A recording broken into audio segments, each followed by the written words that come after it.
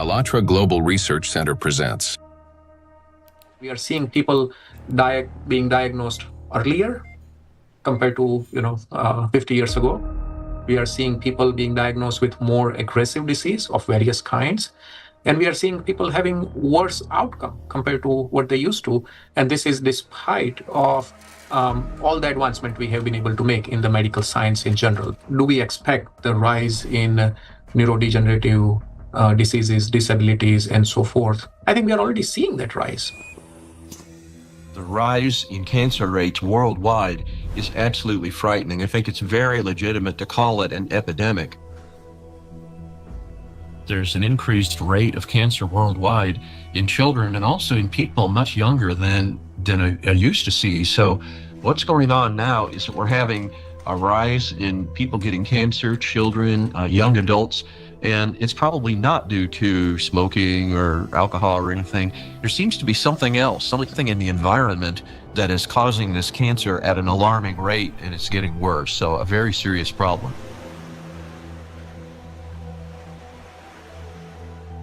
Diseases are emerging early in life. Today's generation is getting sick at ages when their parents were still healthy. And what's worse is that they're often battling not just one, but multiple chronic diseases simultaneously. How can this be happening despite all the advances in modern medicine? What if behind this rapid global decline in human health, there lies a hidden factor, one that we've overlooked all along? Nanoplastics, a threat to life. We're talking about microplastics, tiny particles that can't be seen with the naked eye. They're much thinner than a human hair, extremely fine. From the molecular level to the scale of entire ecosystems, understanding microplastics is crucial for protecting the biosphere and public health. I was also surprised that it took so long, to people to recognize that's a problem, because this plastic production increased super high in the 1950s, and we have now, I guess, something between 400 and 500 million tons of plastic production every year, and this keeps accumulating, and in all our ecosystems. So it's not only affecting the human life, but the whole ecosystem. So it's every individual, every plant, even bacteria. They take them up. So that's something which we have to take into account. The fact that it now pervades from our deepest ocean to our highest mountain, that it's present in more or less every living sample that scientists have looked at, and in some populations in considerable proportions, and that it's now pervading, our food, drink, and the air we breathe, to me, is quite concerning. The science has clearly, without a doubt, shown that these chemicals, these particles are very harmful for us in various ways, not just one organ system, but all organ systems are affected. Plastic symbolizes progress, a triumph of human ingenuity, a material that is light, strong, and built to last forever. Yet, as humanity, we miss something crucial. We fail to notice how the very material created to improve our lives began instead to endanger them. Unfortunately, people often underestimate the true threat posed by plastics. Many think of it merely as an environmental problem. Bottles scattered on beaches, debris floating across the sea.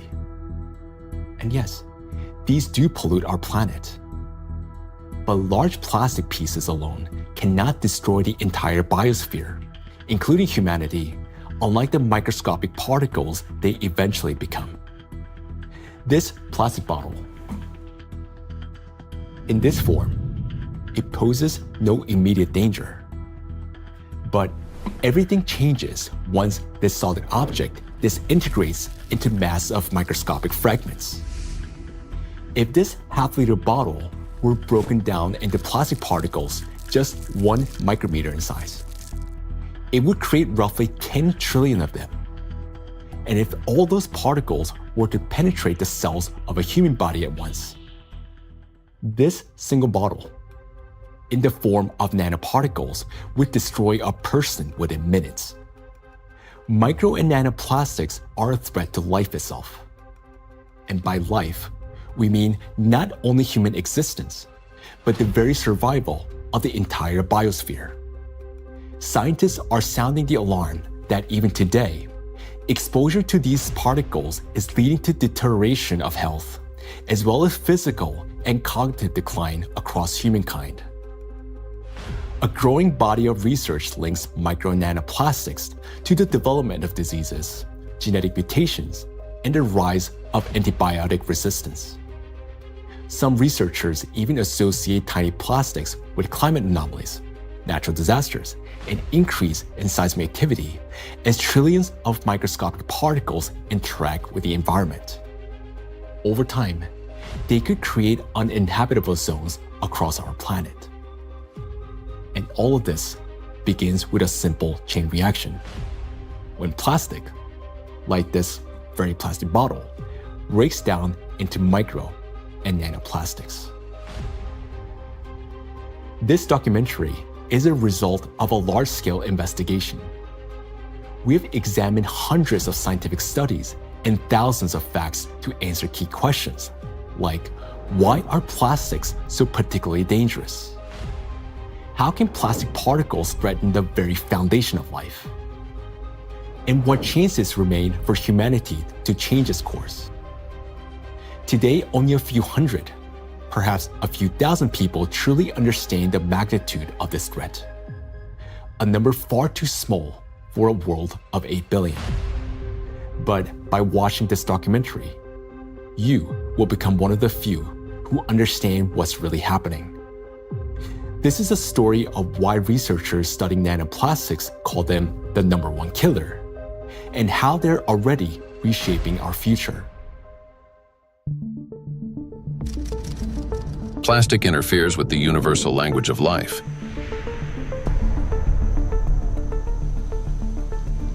We are living in an era when life on Earth is disappearing faster than ever since the age of the dinosaurs. Currently, the extinction rate of species is 1,000 times higher than the natural extinction rates, making our time one of the most devastating periods in all of history in terms of biodiversity loss. The 6th mass extinction is already underway. The modern world is plunging into a biological collapse, like the ones in the past that wiped out up to 90% of all living creatures on the planet. While past global catastrophes were driven by volcanic eruptions or meteor impacts, today a new factor has joined these forces of nature, an invisible enemy created by humans, capable of destroying all life. Plastics are everywhere.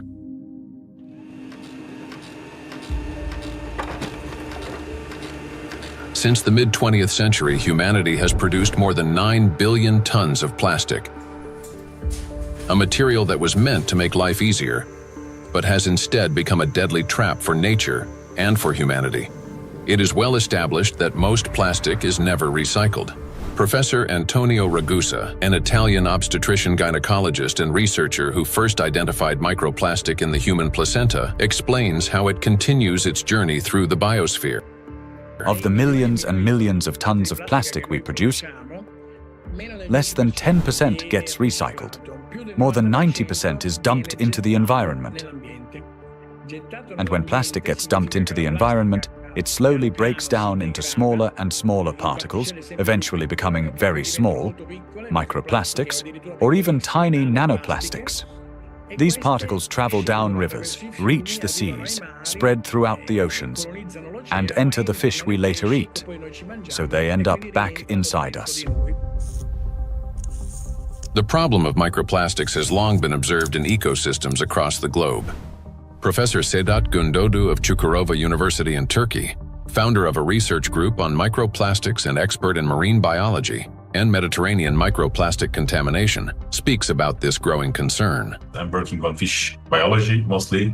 I was working on fish biology since 2016.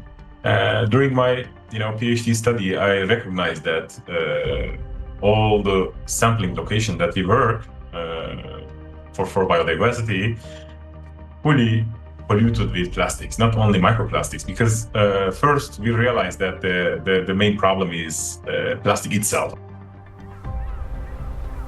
Today we are accustomed to hearing the word microplastic. But there was a time when this term simply didn't exist.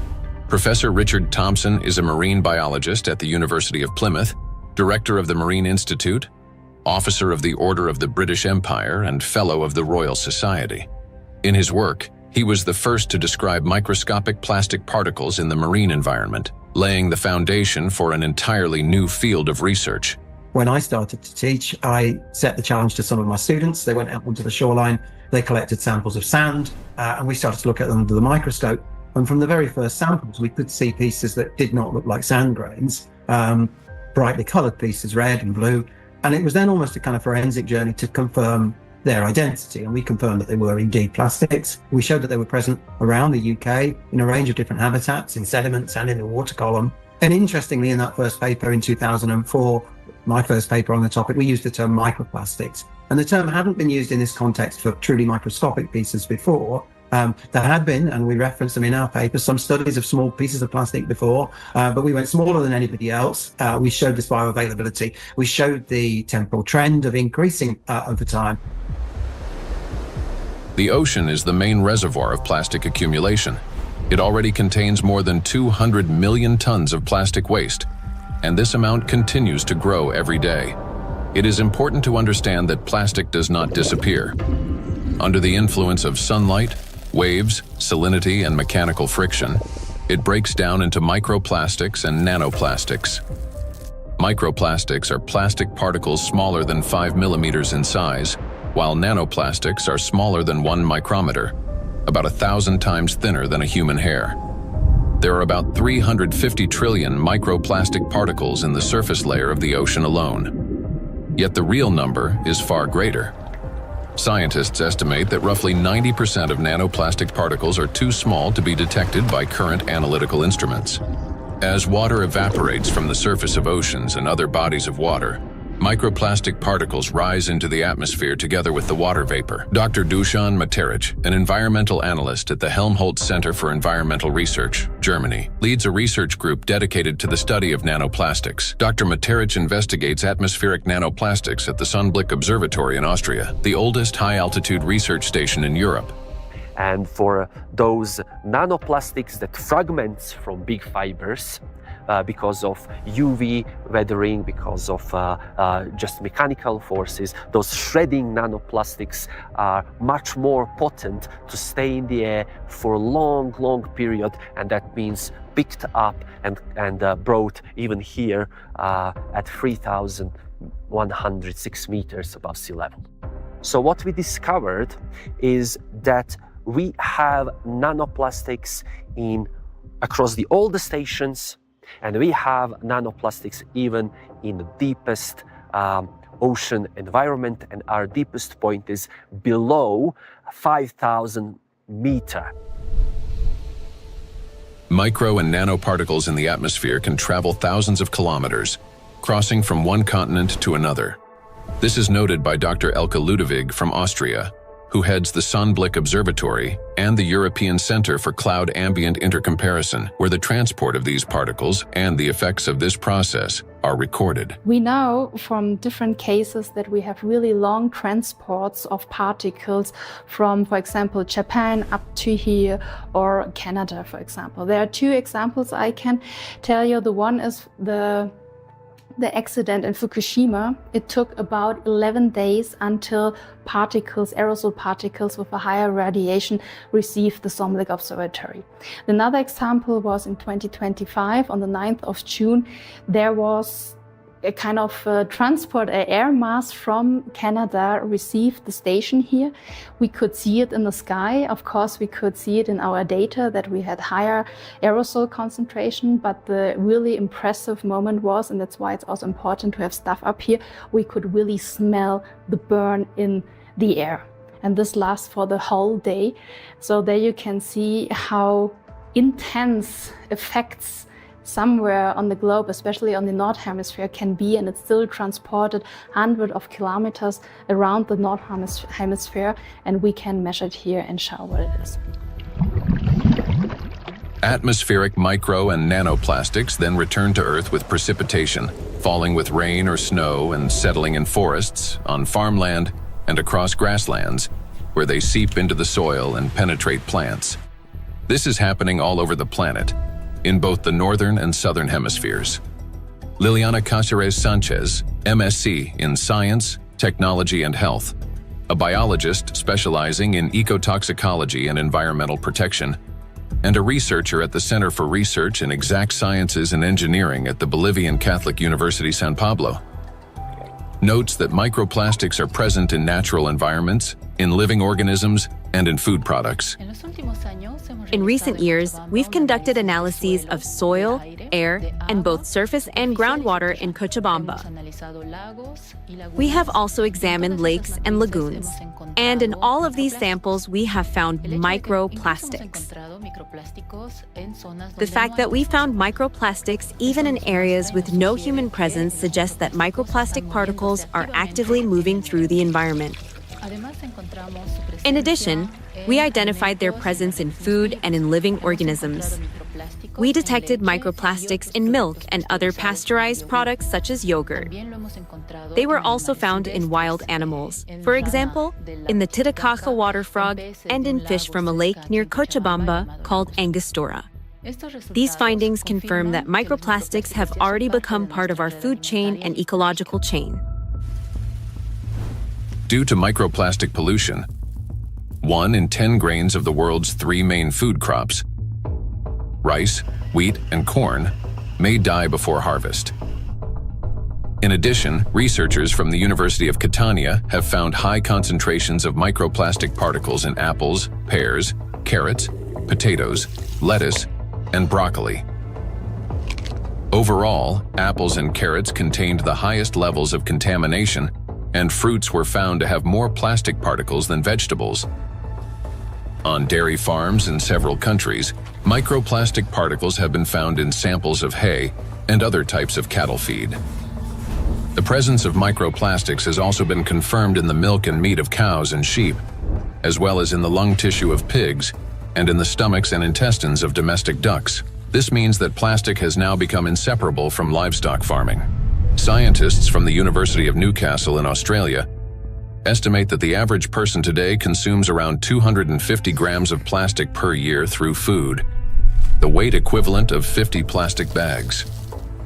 Moreover, humans inhale micro and nanoplastics.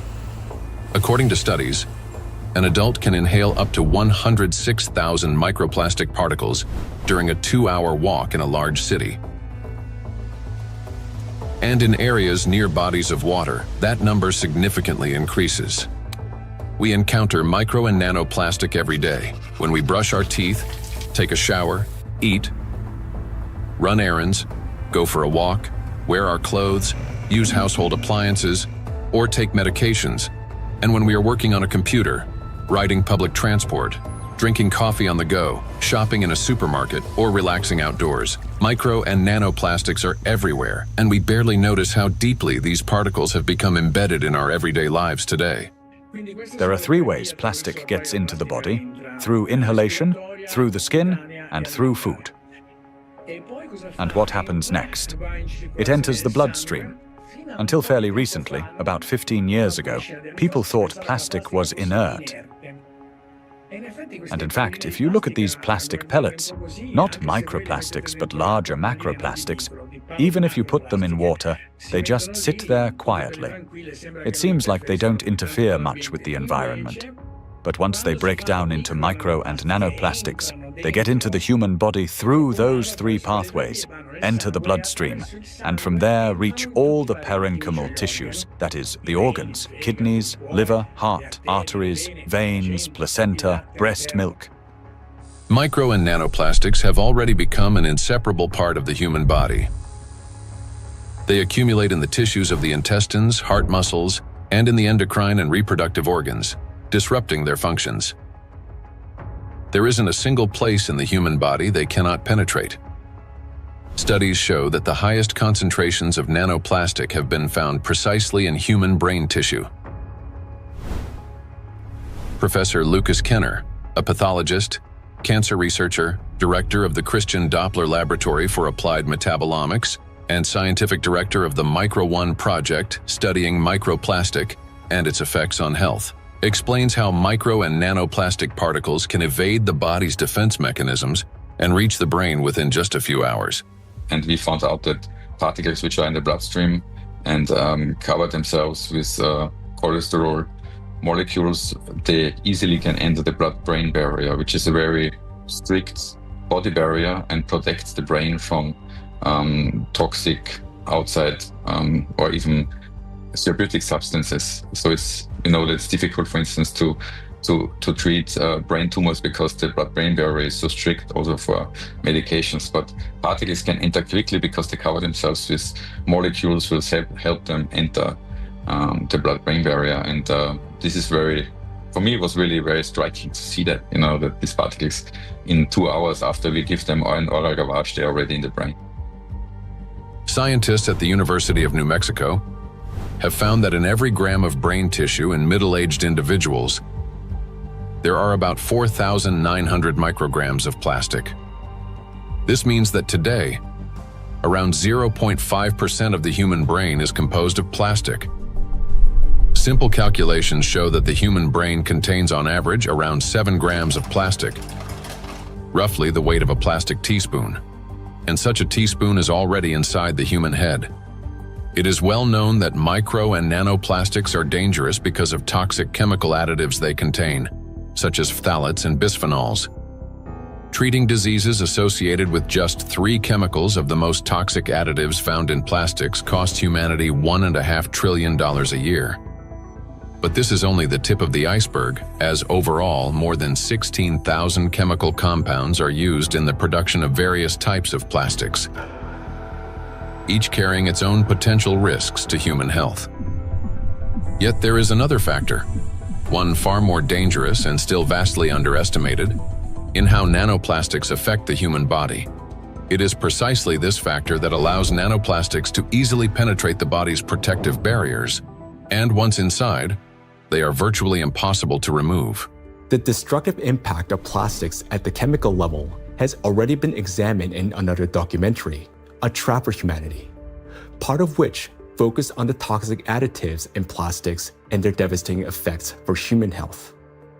Now, the dangers from chemicals are, of course, the most visible and widely discussed part of the problem. But as our investigation continued, we realized that the true danger of plastics lie beyond the chemistry, extending much deeper into the realm of physics. To understand why plastic particles are so dangerous, we must first understand their unique physical properties. Unique properties of plastic. At the micro and nanoscale, plastic particles acquire new physicochemical properties. They can retain surface charge for longer periods and interact with electrostatic fields and other molecules. In this sense, micro and nanoplastics can be compared to an electret, a material that accumulates static electricity and holds it for an extended time. Moreover, plastic particles not only retain an electrostatic charge, but can also recharge it. This occurs through the triboelectric effect. That is, when plastic comes into contact with or rubs against other surfaces, including fabrics, cells, and liquids. In other words, plastic particles can recharge themselves, restoring their electrostatic charge again and again. To understand how the properties of plastic differ from those of other materials, we conducted a simple experiment. Here, inside transparent plastic cups, we suspended several objects made of different materials: a metal needle, a wooden matchstick, a copper wire, and a strip of magnesium. Now, while these objects remained motionless when a plastic rod was brought close, everything changed dramatically when we rubbed the plastic rod against the wall. That is, all the suspended object began swinging and moved toward the rod. So, what caused this reaction? The answer lies in the electrostatic charge that formed on the plastic surface. For example, a wooden rod, unlike plastic, cannot hold such a charge. even after rubbing it with wool. The material caused no movement. The same was true for metal scissors, which showed no effect until the material touched a magnet. Only then did the metal needle respond. So this experiment clearly shows how material responds differently to electric and magnetic fields. Now, plastic stands out among other materials because it can not only accumulate, but also retain electrostatic charge for a prolonged period. This is distinct from wood, which quickly dissipates charge because of its moisture content, and therefore has little effect on other nearby objects. It's a dielectric material. Metals, on the other hand, do not hold charge but quickly redistributes it across their surface. They're conductors. Magnets, meanwhile, create magnetic rather than electric fields and thus cannot attract electrically neutral objects in the way a charged plastic can. So this is what makes electrostatically charged plastic so dangerous. It is an invisible force capable of changing everything around it. Once charged, plastic can attract even neutral particles, disrupting many natural physical processes. And as plastics breaks down into smaller fragments, micro and nanoplastics, it doesn't lose its properties. In fact, the impact of plastic on the environment and living organisms only intensifies as the particles become smaller. It's the charge that makes plastic especially dangerous to all life on our planet. Therefore, plastic cannot be regarded as passive waste. It is an active, electrically charged material capable of interacting with nearly all substances on Earth, from atmospheric particles to living cells. The smaller the plastic particle, the more active it becomes, and the more dangerous its impact. If you view a microplastic particle and it's 5 millimeters in diameter, and you break it down to a nanoplastic particle, which is 1 micrometer in size, you generate from one particle 125 billion particles, which is the number of galaxies we have in the universe. And the surface of these particles is 5,000 times larger than the 5 millimeter particle. So this just exemplifies how big an issue the breakdown of those plastic particles in even and all the time smaller particles. And these particles have maybe total different properties than the large 5 millimeter particles. So you not only change the size, but also the surface and the properties of the particles. Nanoplastic has an enormous surface area compared to its mass. It's like a tiny grain with the surface area of a football field. This is called a high specific surface area. The larger the surface, the greater the particle's ability to accumulate and retain electrostatic charge, and the more active sites it contains that bind proteins, metal ions, lipids, and other molecules from the surrounding environment can attach. To understand how dangerous these tiny charged particles are, let's run a simple mental experiment.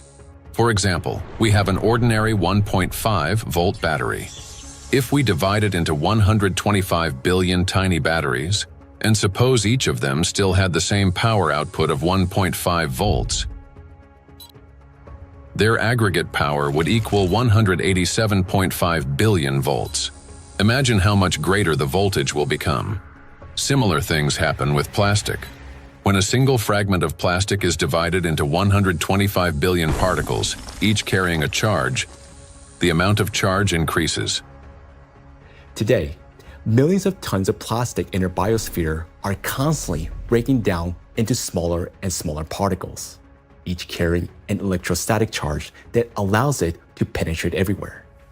Consequently, as the number of electrostatically charged plastic particles grows, and excess electrical potential builds up throughout our planet. This is a major factor disrupting the Earth's energy balance, contributing to warming of the oceans, increase in atmospheric anomalies, as well as the number and severity of natural disasters each year. Note that the warmer the ocean, the more acidic it gets, and the faster plastic breaks down into charged micro-nanoplastics. This in turn leads to greater buildup of energy on our planet, amplifying all these processes in a self-reinforcing chain reaction. In addition, the smaller the particle, the more easily it penetrates the protected barrier of living organisms, including humans, triggering various chronic diseases and killing millions of people. We'll explore all of this in detail. In other words, plastic fragmentation does not make it safer. On the contrary, it transforms it into nanoparticles that readily penetrate living organisms. We know so far that compared to microplastics, nanoplastics can pass through the cell membranes much easily. That means that they can go to our bloodstream, not just us animals as well, and they can be carried to certain organs deposited there, hard to be excreted back and things like that. This is why nanoplastic is far more dangerous than microplastic, as its capacity to accumulate electrostatic charge is significantly greater. Due to their electrolyte behavior and small size, plastics do not remain inert particles. They become charged and transform into trillions of micro and nano killers. It is through this charge that tiny plastics can penetrate deep into the living tissues and even destroy them. Today, these particles are everywhere, and they're already interfering with the delicate electrical processes in nature. Now, we often think of electricity as something artificial, confined to light bulbs, batteries, and wires. But in reality, electrical impulses are the very language of life. That is, they enable the entire biosphere to function. And it is precisely these natural processes that electrostatically charged micro and nanoplastics are now disrupting. Universal language of nature.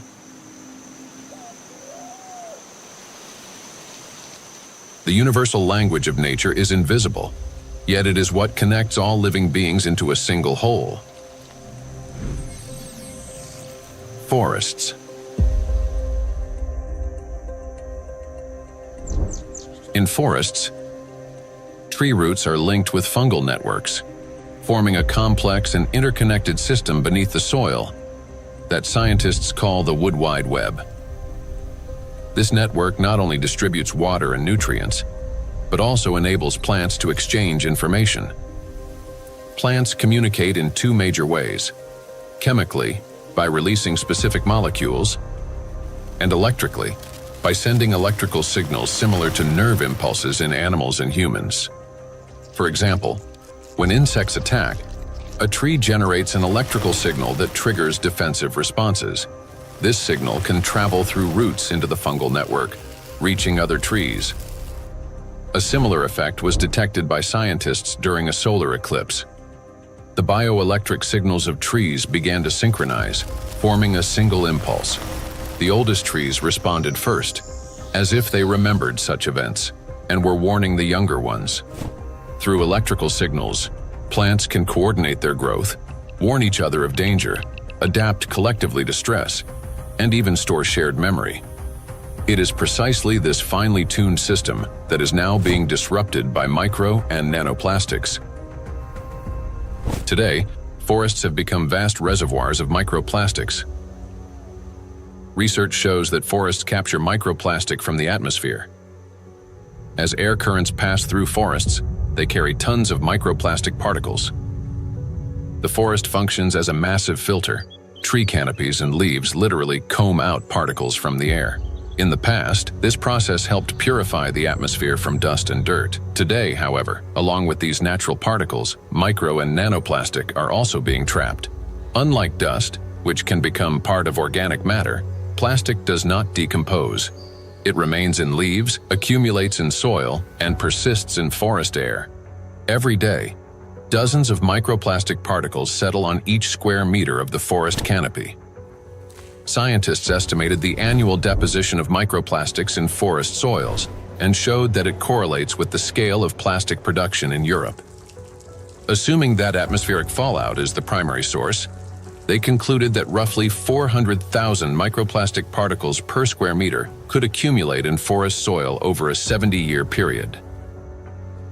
charged particles distort bioelectrical signals and deprive forests of their ability to adapt and survive. Negatively charged nanoparticles penetrate plant roots more easily, disrupting nutrient absorption. As a result, growth slows down and root formation is impaired. In addition, electrostatically charged micro and nanoparticles of plastic adhere to leaves and penetrate plant cells, impairing photosynthesis. They damage chloroplasts, the energy centers of plant cells, the analog of mitochondria in animal and human cells. Prolonged exposure to micro and nanoplastics reduces the ability of plants to produce oxygen. Some of the world's forests, such as the eastern forests of the Amazon, are already emitting more carbon dioxide than they produce oxygen. Animals. Micro and nanoplastics can penetrate the brains of animals. Electrostatically charged plastic particles damage brain cells and disrupt the transmission of nerve impulses. This causes malfunctions in the nervous system, from reduced vision, hearing, and smell to impaired motor coordination. As a result, animals struggle to navigate, find food, avoid danger, and to communicate with one another. And all of this greatly reduces their chances of survival. These effects mirror the early signs of neurodegenerative diseases in humans. According to the Worldwide Fund for Nature, over the past 50 years, the global population of wild animals has declined by nearly 70%. People can't even protect those they've taken responsibility for. Household pets are also poisoned by micro and nanoplastics. Pet food contains PET, the same plastic used to make bottles. Moreover, microplastic particles have been found in the tissues of cats and dogs. Scientists analyzed tissue samples from 49 animals, 24 cats and 25 dogs, that had died of natural causes and found that more than 70% of them had microplastics present in multiple organs.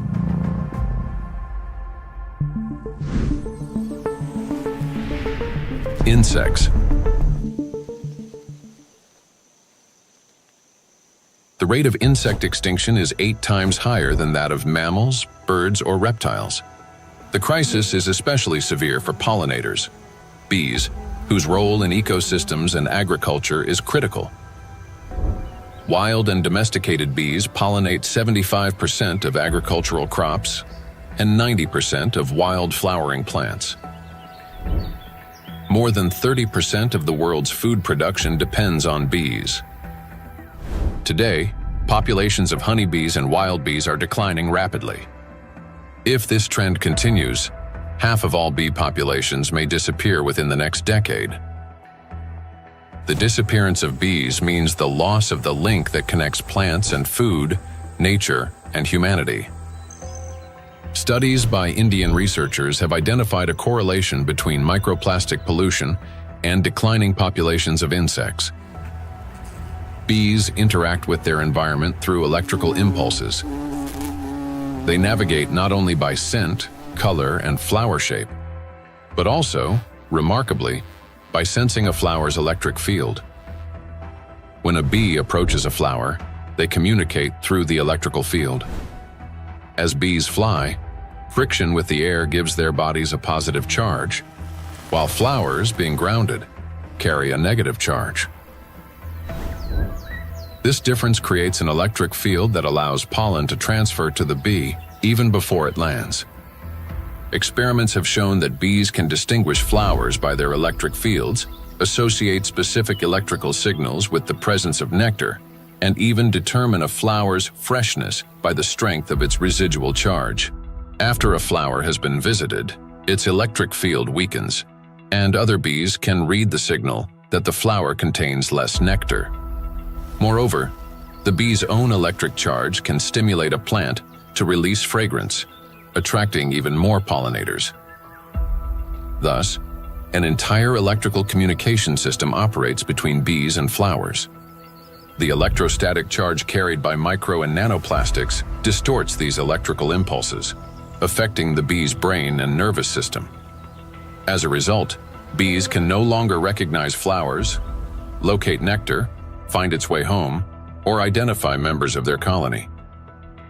Even the smallest doses of microplastics can be lethal to bees. Bees are covered in sensitive hairs and constantly interact with their environment, allowing plastic particles to settle on their bodies and easily penetrate them. One of the leading experts studying the impact of microplastics on insects is Professor David Baraki, PhD in ecology and animal ethology, biologist, and head of the Cognitive and Behavioral Ecology Lab, B-Lab, at the University of Florence. We already know from our studies and studies from other colleagues that, for instance, the microplastic can affect the gut microbiome. So if they feed with microplastics, this can generate dysbiosis, or the microbiota can be affected. In the same way, we found that it can affect the immune response. So both honeybees and bumblebees have a kind of immune depression, so they are not any longer able to fight infections. And they can also show altered behavior. So for instance, again, learning and memory is affected. Polyethylene doesn't seem to harm too much honeybees. And polyestyrene had a strong impact, not only on survival, but also on learning and memory. So in our experiment, we really found that this polymer, concentration that we probably can find in environment can actually impair memory formation and memory retrieval. And this is, of course, alarming because for honeybees, it's, as I said, it's very, very important to have a good learning and memory capabilities. When microplastics enter a bee's body through food or air, they damage the intestine, disrupt metabolism and reproductive function, weaken the immune system, and alter their behavior, even to the point of losing the ability to navigate.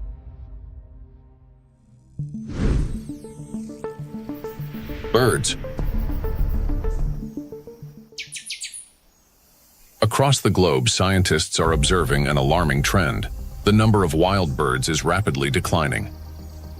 In North America alone, over the past 50 years, approximately 3 billion birds have disappeared. That is a quarter of the entire bird population. Electrical signals play as vital a role in the lives of birds as they do throughout the entire biosphere. The avian nervous system functions through transmission of electrical signals from the brain to all parts of the body. Those impulses control movements of wings, tail, and body in flight, vision and coordination, cognitive responses, for example, evading predators, song and vocal communication. Birds are true living navigators capable of traveling thousands of kilometers and returning precisely to the same locations year after year. Scientists have discovered that many migratory birds use Earth's magnetic field for orientation. Imagine an airplane. A pilot sees a radar screen with lines and markers to avoid getting lost in the sky. For birds, their eyes serve as such a radar. Specialized molecules in their eyes detect both light and Earth's magnetic field, converting them into electrical signals. In the brain, those signals form an image with field lines superimposed on the real world. A bird simultaneously sees clouds, land, and its magnetic radar, allowing it to maintain course in any direction with ease. Electrostatically charged micro and nanoplastic particles entering a bird's body distort electrical impulses and disrupt functioning of its nervous system. This leads to loss of motor coordination, weakened memory and learning ability, and impaired vocalization and spatial orientation. Externally, this manifests as increasingly erratic flight, unstable behavior, and even softer, weakened chirping. Nestlings are especially vulnerable. Many do not survive to adulthood, and those that do often exhibit cognitive impairments. However, that's not all. Plastics damage the liver, kidneys, stomach, and brain of birds, causing symptoms that resemble Alzheimer's disease. Even birds that appear healthy lose the ability to adequately care for their partners and offspring, sharply reducing their chances of successful reproduction.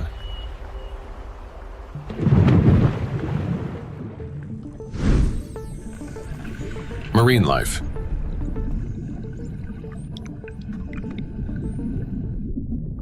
Beneath the surface reigns a unique world where vision weakens and sounds become distorted. In such conditions, marine life perceives reality differently. Through electroreception, the ability to sense faint electric fields and navigate by them. Predators such as sharks can detect tiny electrical impulses produced by muscle contractions and the heartbeat of their prey. Even if a fish remains motionless and hidden in sand, its bioelectric signals reveal its location. All living organisms in water generate continuous bioelectric fields due to ion flow across their skin. Those fields are subtly altered when the animal moves or when another living being appears nearby. Electrical impulses are an inseparable part of life itself, even underwater. Electrostatically charged micro and nanoplastics can distort or block those signals, which makes marine creatures especially vulnerable. As a result, marine animals and fish lose their ability to accurately locate prey, avoid predators, and follow migration routes. This threatens their survival and leads to population declines. Furthermore, fish exposed to microplastics exhibit a wide range of toxic effects, from immune system dysfunction to altered blood composition. Signs of neurotoxicity, growth retardation, and reduced reproductive capacity have also been documented in fish.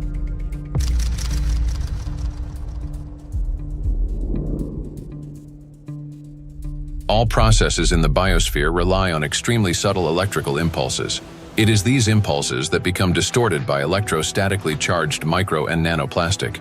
Micro and nanoplastics have already permeated every environment and integrated into all ecosystems.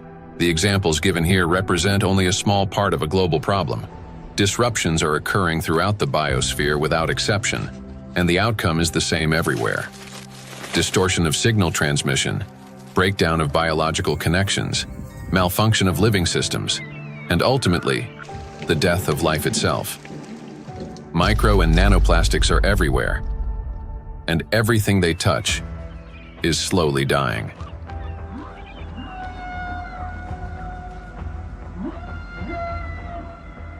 Charged micro and nanoplastics disturb the natural biological impulses that form the very foundation of life. Gradually, they erode the mechanisms that allow the biospheres to exist and interact. This decay begins from within, slowly, almost imperceptibly, yet inevitably. Even what appears healthy and alive today is already contaminated by micro nanoplastics. Today, so many of these particles have already accumulated on our planet that they will be enough to destroy the entire biosphere several times over. And their numbers continue to grow each day. Nature is not merely a habitat. It's our breath, our nourishment, and our protection. Humanity can survive without technology, but not without air, water, and living organisms. When life on Earth dies, humanity dies with it. The truth is that we do not exist separately from nature, no matter how much we try to convince ourselves otherwise. We're part of it. So you have probably guessed who we're going to talk about next. Yes, about us. Impulse of life.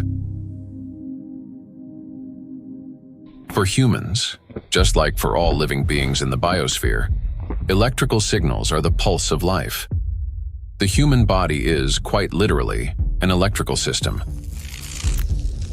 The brain thinks with the help of electrical impulses. The heart beats because cells transmit electrical signals to one another, and muscles contract when they receive signals from the nervous system. Neurons play a key role in coordinating all body functions by generating and transmitting electrical impulses.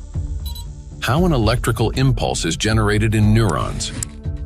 Every neuron has a membrane with the so-called gates, ion channels. When a signal needs to be transmitted, some of these gates open, and ions begin moving quickly into or out of the cell. This flow of ions changes the membrane's electrical charge, creating an electrical impulse. The impulse travels along the neuron and transmits information further to other cells.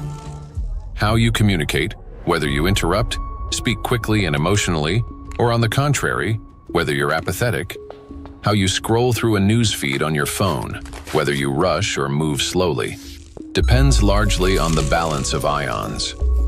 When this balance is disrupted, a person can become overly irritable, or, on the contrary, sluggish. Every movement and reaction of our body is based on electrical impulses in neurons and other cells. For example, if you accidentally touch a hot object, nerve fibers instantly transmit a signal to the brain, which commands the muscles. Pull your hand away. Without electrical impulses, the body wouldn't be able to maintain a stable internal state, homeostasis. Even the immune system cannot function without electrical impulses.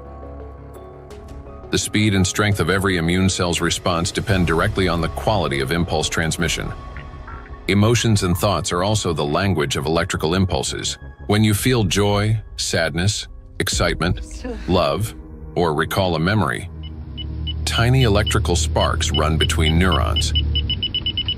They're like messages between friends. One neuron writes, another reads, and passes it on.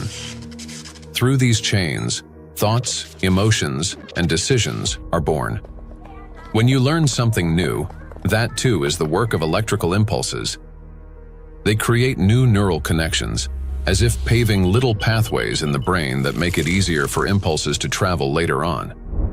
Even at the very beginning of life, when a sperm cell fertilizes an egg, an extraordinary phenomenon occurs. This contact triggers a cascade of biochemical reactions, including the release of billions of zinc ions. This impulse acts like a start button that activates the egg and initiates the very process from which the future embryo begins to develop. We rarely think of ourselves as electrical systems, yet that's exactly how our bodies function. Nature created a perfect design in which countless vital processes and interactions occur through electrical impulses. But there was one thing that nature could not have foreseen: that humans would create an enemy capable of infiltrating and disrupting this perfect mechanism. In studying micro and nanoplastics, we discovered that their most dangerous weapon is invisible. It is the electrostatic charge that these particles accumulate and retain. This charge begins to destroy us from within, starting from the very foundation of life, the cell. Inside the cell, charged nanoplastics cause the greatest harm. They disrupt communications between the cells, trigger self-destruction programs, and deprive cells of their ability to generate energy for sustaining life. The question is, how do plastics do this? How do micro and nanoplastics damage the body's cells? Disruption of interactions between neurons. Electrostatic charge and extremely small size allow nanoplastic particles to penetrate inside human cells. The impact of nanoplastics on cell function can be clearly traced in neurons, cells of the nervous system, as their function is directly linked to the generation and transmission of electrical signals. Valérie Etkin, Doctor of Physical and Mathematical Sciences and member of the European Academy of Natural Sciences, emphasizes that the impact of nanoplastics on nerve cells manifests at the most fundamental levels. Nanoplastics significantly influence the generation and transmission of neural impulses through multiple mechanisms that disrupt ion transport and the electrical activity of neurons responsible for transmitting nerve signals in the body. Each neuron functions like a miniature battery. It constantly maintains a difference in electrical charge between the inside and outside of its membrane. This enables the neuron to be ready to transmit a signal at the right moment. Charged nanoplastic disturbs this delicate balance, making the cell behave unpredictably. A neuron may activate prematurely, like a light flickering on without command, or conversely, fail to transmit a signal when needed. Such interference disrupts the operation of entire neural networks, like a city experiencing power outages, where neighborhoods go dark one after another, leading to a blackout.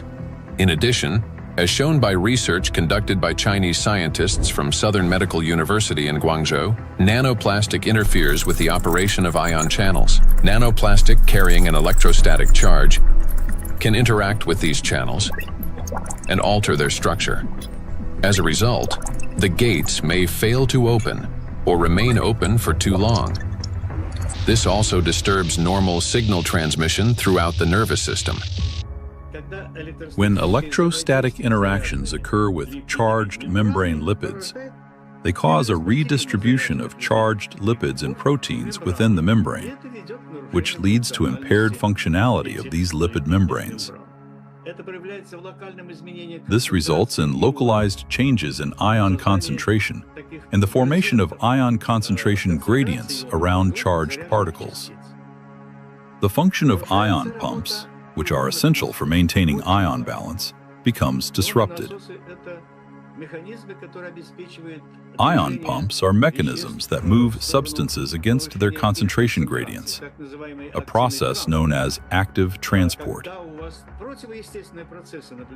When these processes become unbalanced, they accumulate energy that can later be used by biological systems to perform work. And so, the work of these pumps may be disrupted, yet it's one of the core mechanisms underlying biological activity. Signal transmission between neurons is a complex yet remarkably coordinated electrochemical communication process in which special molecules, neurotransmitters, play a crucial role.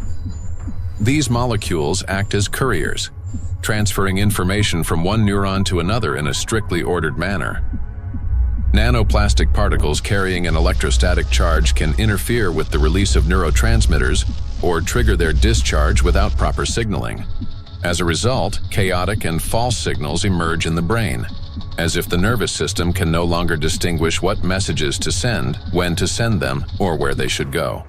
Any disruption in communication between neurons inevitably affects our mental state. If you find yourself becoming forgetful or absent-minded, if you have difficulty concentrating or remembering even simple things, it may be a sign that the degradation of neural connections has already begun. Nanoplastics not only interfere with communications between neurons, but they also penetrate directly into cells and even trigger their self-destruction. Cells start the process of self-destruction.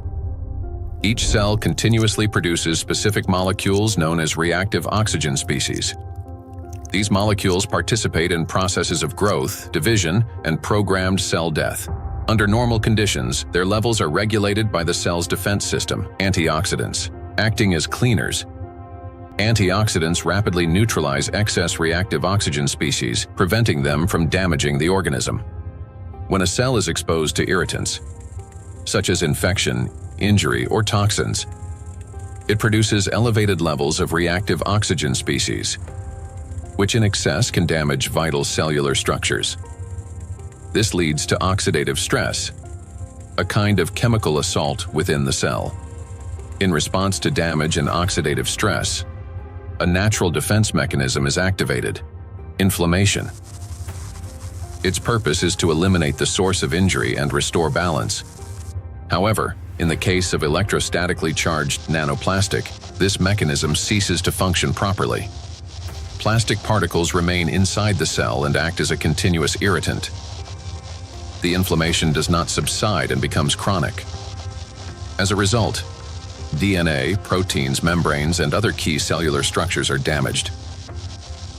Ultimately, the cell either can no longer function properly or initiates its own self-destruction. We've done remarkable studies and discovered that plastic embeds itself inside the cytoplasm. The cytoplasm contains organelles, small structures that keep the cell alive and functioning. Plastic gets into the cytoplasm and stays there. It becomes surrounded by a membrane. Similar to the cell membrane, the cell isolates it because it wants to destroy it.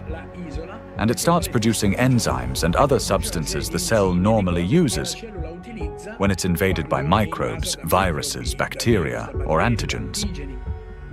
But unlike those natural invaders, plastic is indestructible, as we said. So the cell is essentially subjected to chronic stress, and eventually it becomes diseased.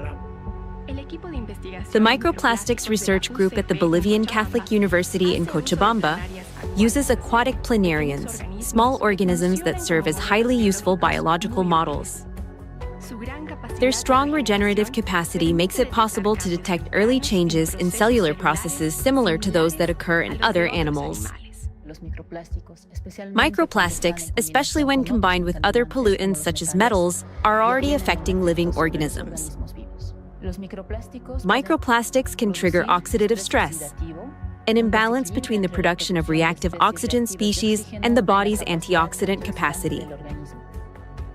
This oxidative stress directly affects cellular metabolism, disrupting the functions of proteins, lipids, and nucleic acids, which can lead to changes in growth, regeneration, and the overall physiology of organisms.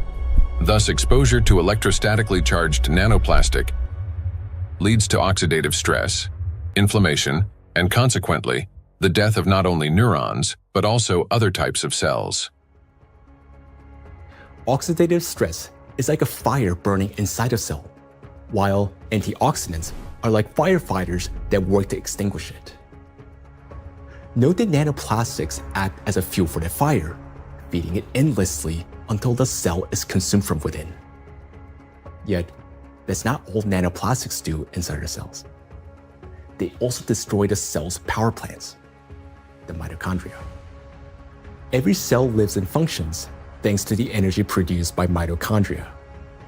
That very energy powers all processes in the body, from cell division to hormone synthesis. Even the electrical impulses that we've been talking about depend on the energy from mitochondria. And it is precisely this vital source of life that charged nanoplastics attack. Cells stop producing energy for life. Recent studies have shown that mitochondria are particularly vulnerable to the effects of nanoplastic. And that's where a cascade of processes leading to aging and disease begins. Scientists from China have discovered that the electrostatic charge and tiny size of nanoplastic particles allow them to penetrate deep into the cell and accumulate even within mitochondria, disrupting their function. Such a condition is known as mitochondrial dysfunction, a state in which mitochondria can no longer perform their essential roles. For comparison, a mitochondrion is approximately the size of a bacterium, while a nanoplastic particle is dozens of times smaller. Dr. Jeffrey Long, a radiation oncologist with many years of clinical experience and an expert on environmental exposures and their impact on human health, explains the destructive intracellular processes triggered by nanoplastic. They can get into the cell and they can damage the critical parts of the cell, particularly mitochondria. Mitochondria in each cell in the human body is sort of the energy machine. It produces the stuff, raw stuff that provides energy to the entire rest of the cell. And it is frightening to understand, and increasingly so with increasing scientific studies, that nanoparticles nanoplastics, as they get in, are actually damaging the mitochondria, that energy-producing part of the cell. They're also damaging the part of the cell involved in division and reproduction called DNA.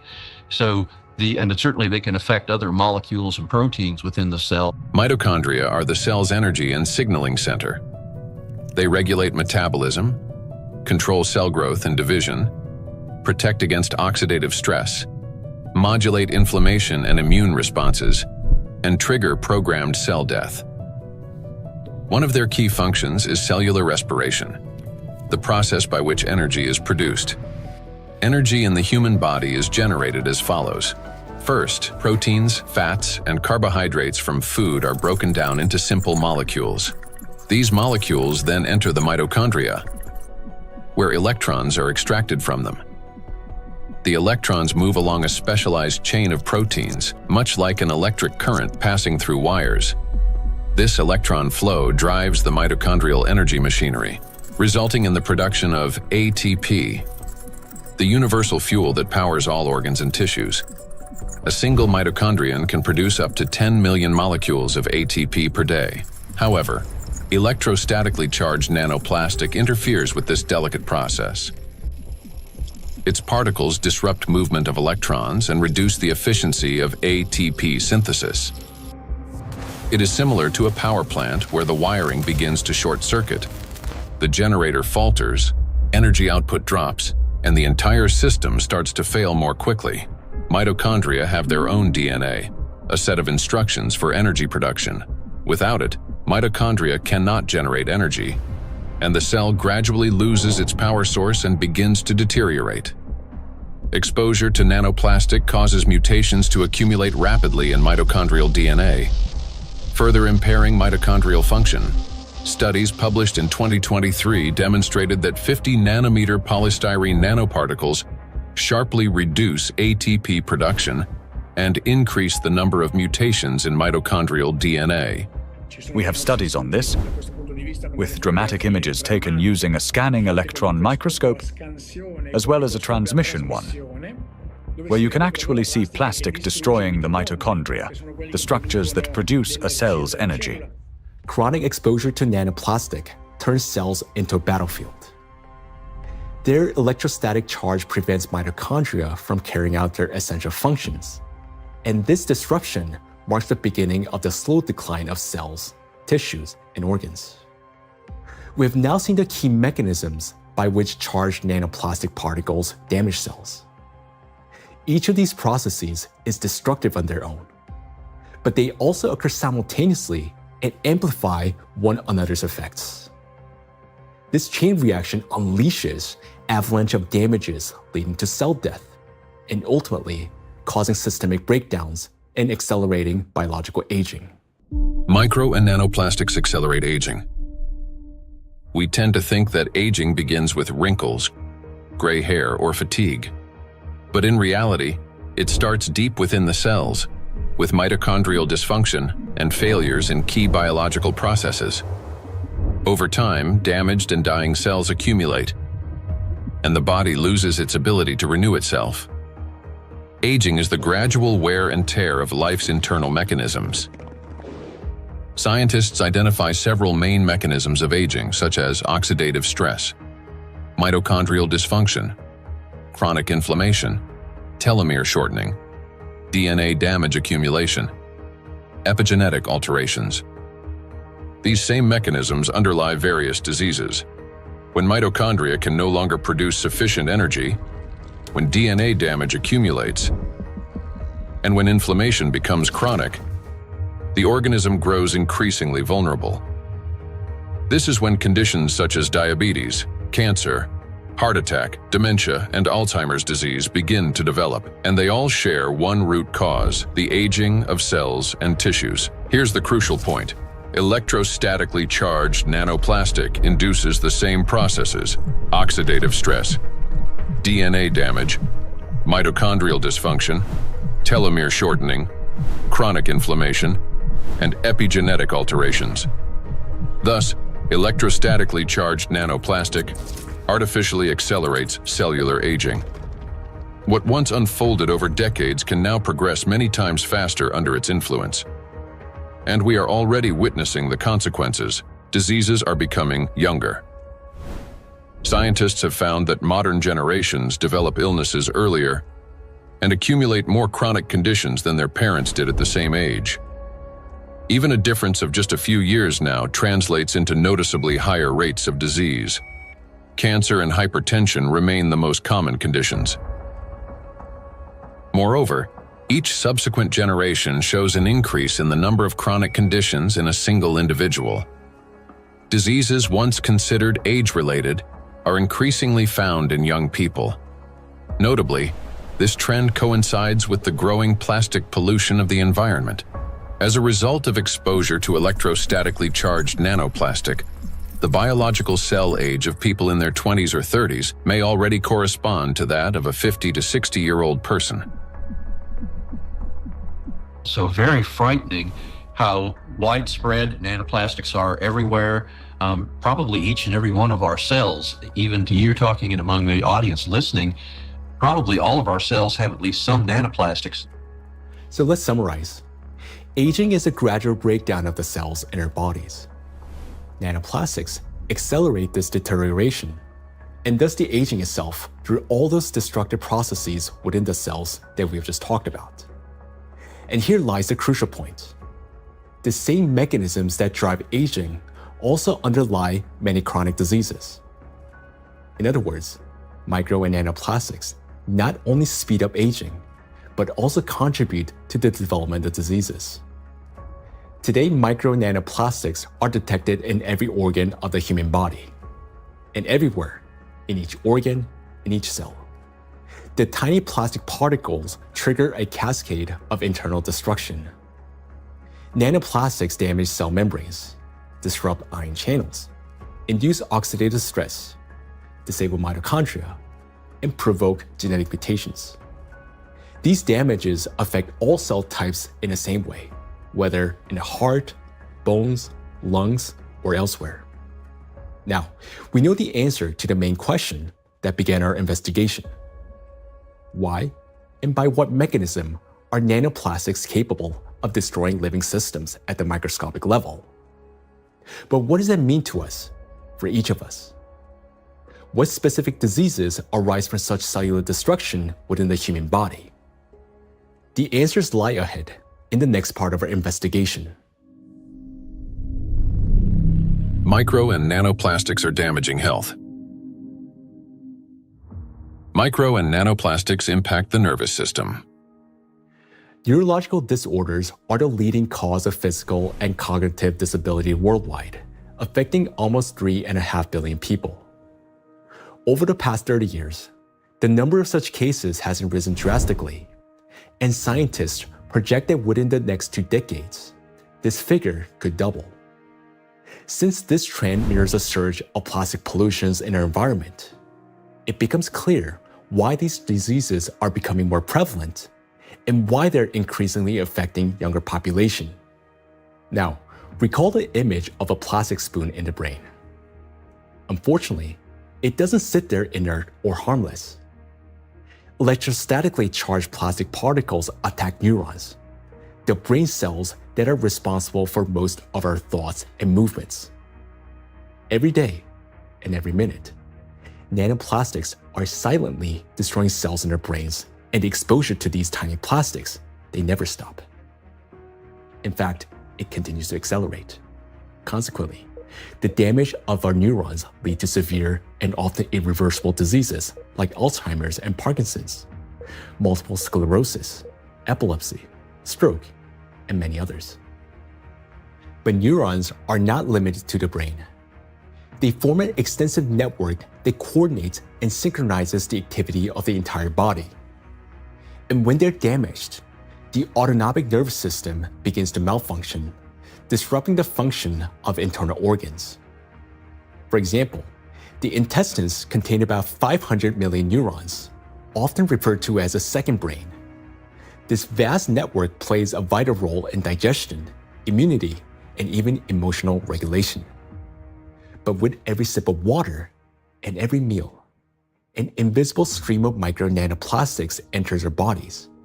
And unfortunately, most of these particles settle and accumulate in the intestines. Micro and nanoplastics destroy intestinal barriers. The intestine is not just a digestive organ.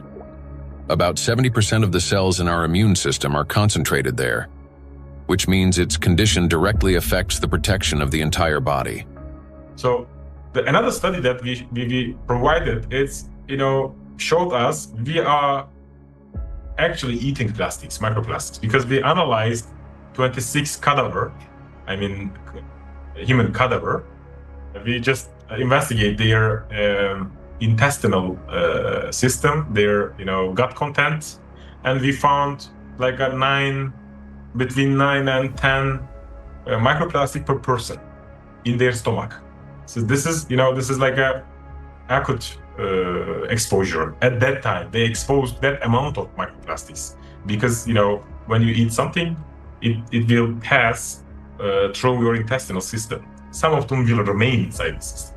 This is what we found. There remain microplastic particles inside the human stomach because grams doesn't give enough information about exposure because the particles behave according to their shape rather than their mass, because the definitive transportation feature of plastics or particles is size, because all the human barriers, the gut barrier, intestinal blood barrier, they are selective for size and the type. If they smaller than certain size, like 100 micron, they can pass through through intestinal system to the blood system. The intestinal barrier works like a filter. It allows useful substances, vitamins, nutrients, to pass through and blocks harmful ones, toxins, microbes, and foreign particles. But this entire well-coordinated system is destroyed by electrostatically charged micro and nanoplastics. It damages the cells lining the intestinal walls and weakens the tight junctions between them, making the intestinal barrier more permeable. Microbes, toxins, and plastic particles begin to penetrate the bloodstream from the intestine. In response, the immune system triggers inflammation. The intestine is also the body's second brain. Its walls contain about 500 million neurons that are directly connected to the central nervous system. This connection is called the gut-brain axis. The gut and the brain are connected through the vagus nerve. It is like a direct phone line through which they constantly exchange messages. The brain gives commands to the intestines on what to do, and the intestine informs the brain about their condition. A key role in this communication is played by the microbiota, 100 trillion beneficial bacteria. They produce substances capable of both calming and irritating the nerve endings in the intestinal wall, including those of the vagus nerve. Charged micro and nanoplastics disrupt the balance of gut microbiota. Beneficial microorganisms die, while pathogenic ones begin to multiply actively. When this happens, the communication between the gut and the brain becomes distorted. When nanoplastics enter the intestine, it triggers a vicious cycle of destruction. The damage that begins in the intestine leads to systemic malfunctions throughout the body. The digestive, immune, nervous, and endocrine systems all suffer.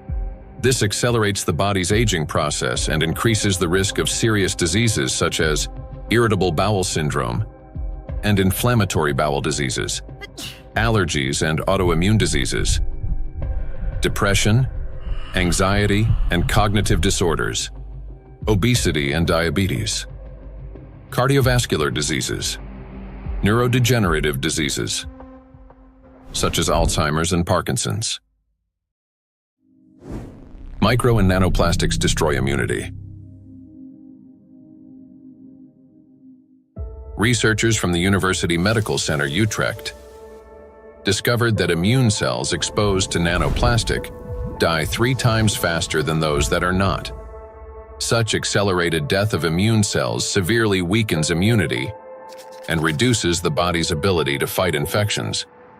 This contributes to the spread of inflammatory reactions throughout the body. Scientists from Zhengzhou University and Henan Cancer Hospital in China have found that nanoplastics penetrate even into the bone marrow and the thymus, the organs where blood and immune cells originate and mature. The bone marrow performs 2 key functions. On the one hand, it is a blood cell factory, where red blood cells, white blood cells, and platelets are formed. On the other, stem cells of the bone marrow play a role in regenerating bones, cartilage, muscles, and fat tissue. The impact of nanoplastics on stem cells means damage to the very foundation of regeneration. First, blood formation worsens. Anemia can develop due to a lack of red blood cells. Immunity decreases due to fewer white blood cells. And the risk of bleeding rises because of platelet deficiency. Second, Damage to bone cells makes bones more fragile, increasing the risk of fractures and slowing their recovery. Nanoplastics not only destroy the immune system, but through its electrostatic charge, they also create conditions for the reproduction and resilience of pathogens. A study from the University of Illinois showed that positively charged nanoplastic particles increase physiological stress in gut bacteria such as E. coli, making them more pathogenic. The electrostatic charge plays the decisive role here. It is what increases the pathogenicity of microorganisms. At the same time, nanoplastic particles without electrostatic charge did not cause physiological stress in bacteria, and their danger to humans did not increase.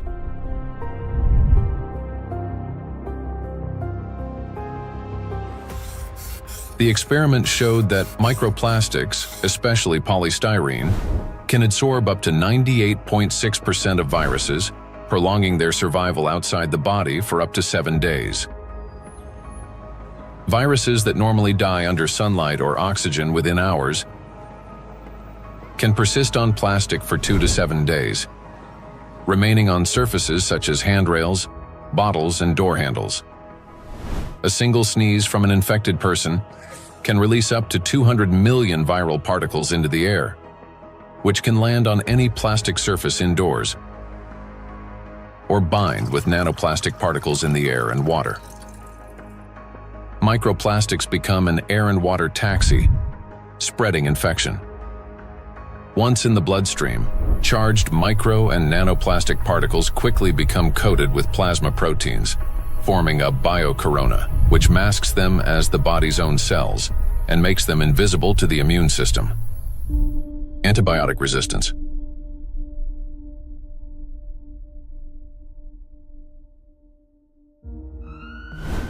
In 2019, antimicrobial resistance was directly responsible for more than 1 million deaths, with nearly 5 million additional deaths linked to related complications. Studies in 2025 show that plastic helps bacteria develop resistance to antibiotics, driving a crisis that medicine is increasingly unable to control. Why? Because plastic is the perfect platform for bacterial growth. On its surface, they easily form biofilms, a dense protective layer shielding bacteria from sunlight, drying out, immune system attacks, and, most importantly, from antibiotics. Just like viruses, bacteria can survive on plastic longer than on other materials, sometimes for 3 days or more. This makes microplastic an efficient carrier of dangerous microbes through water, soil, and food. Paul Dabzak, PhD in water chemistry and microbiology, researcher at Center for Research in Exact Sciences and Engineering at the Bolivian Catholic University San Pablo, notes that the presence of biofilms on microplastics makes them even more dangerous. In the laboratory, we study how microplastics interact with metals and microorganisms. We observe that microplastics can adsorb metals through both physical and chemical sorption processes, and that this ability increases in the presence of bacterial biofilms that develop on the surface of the particles. These interactions depend on the type of plastic and the size of the particles, which alters their electrostatic charges. This causes microplastics to act like a magnet, attracting even more contaminants to their surfaces. In laboratory conditions, researchers from Boston University found that when bacteria come into contact with microplastic, they activate a special metabolic process linked to electron transfer. Simply put, plastic particles can share electrons with bacteria, acting as a kind of power bank for them. This process is called extracellular electron transfer. It gives bacteria extra energy, which first of all, makes them stronger, helps them divide faster, mutate, and build resilient multi-layered biofilms that block antibiotics from penetrating. Secondly, this extra energy directly accelerates antibiotic resistance. What's worse, even after plastic was removed from the experiment, bacteria retained their new properties.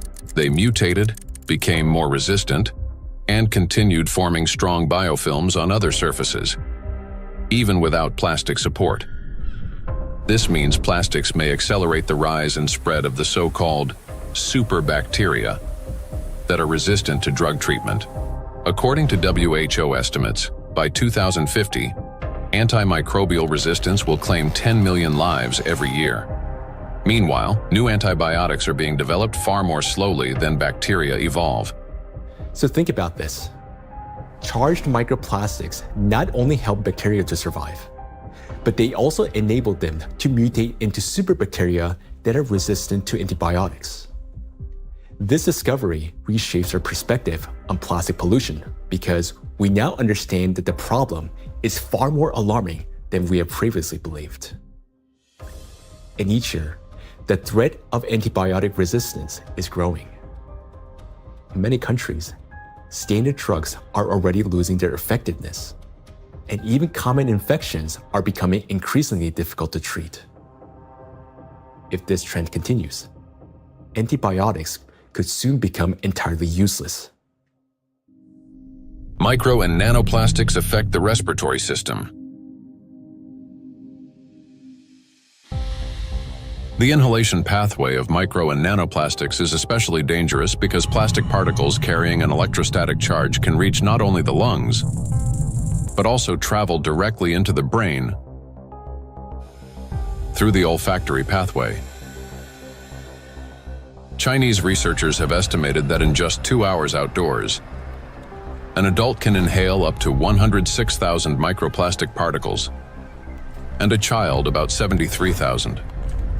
Given the lower body mass of children, the concentration of inhaled microplastics per kilogram is on average 4 times higher in children than in adults. Once inside the respiratory tract, micro and nanoplastic particles carrying an electrostatic charge trigger a chain of destructive reactions in every cell of the bronchi and lungs.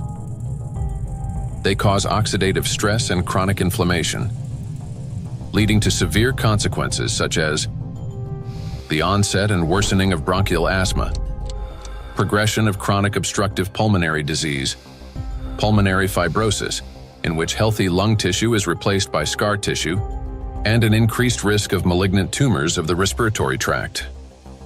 In a study conducted in 2021, microplastics were found in 13 out of 20 lung tissue samples. In patients with respiratory diseases, particles were found in every sample of throat phlegm. What's more, plastic fibers have been discovered in malignant lung tumors. According to the World Health Organization, lower respiratory tract infections remain the world's deadliest infectious disease and rank among the top 5 leading causes of death. Cancer of the trachea, bronchi, and lungs ranks 6th among the leading causes of death. Micro and nanoplastics disrupt the functioning of the heart and blood vessels. Cardiovascular diseases are the leading cause of death worldwide.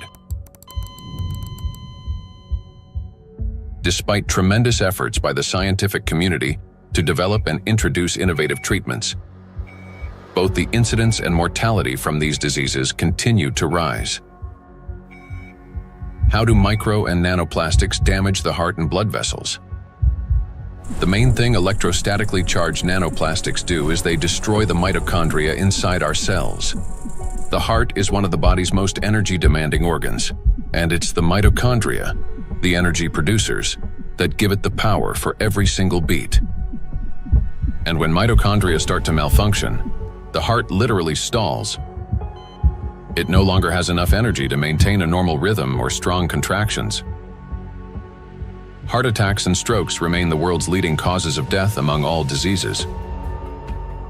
In this context, it's especially alarming that scientists have found micro and nanoplastics inside atherosclerotic plaques, dense deposits within arterial walls that narrow the vessels and can obstruct blood flow. When a vessel becomes constricted or a clot forms, blood circulation to the heart or brain is disrupted, sharply increasing the risk of a heart attack or stroke. Research shows that when microplastics are present in carotid artery plaques, the risk of these life-threatening events and fatal outcomes rises by 4.5 times. Micro and nanoplastic particles trigger blood clot formation. When micro and nanoplastics enter the bloodstream, they don't simply drift there passively. Because of their electrostatic charge, plastic particles stick to vessel walls and attract blood proteins and cells. These coated particles damage the endothelium, the ultra-thin layer of cells lining the inside of blood vessels. The endothelium is like an intelligent shell of the vessels. It regulates their dilation and constriction, controls blood clotting, and protects against inflammation. However, under the influence of micro and nanoplastics, this system breaks down, leading to chronic inflammation and an increased risk of thrombosis. In addition, electrostatically charged microplastics can interact with blood cells, platelets and red blood cells, disrupting their normal behavior.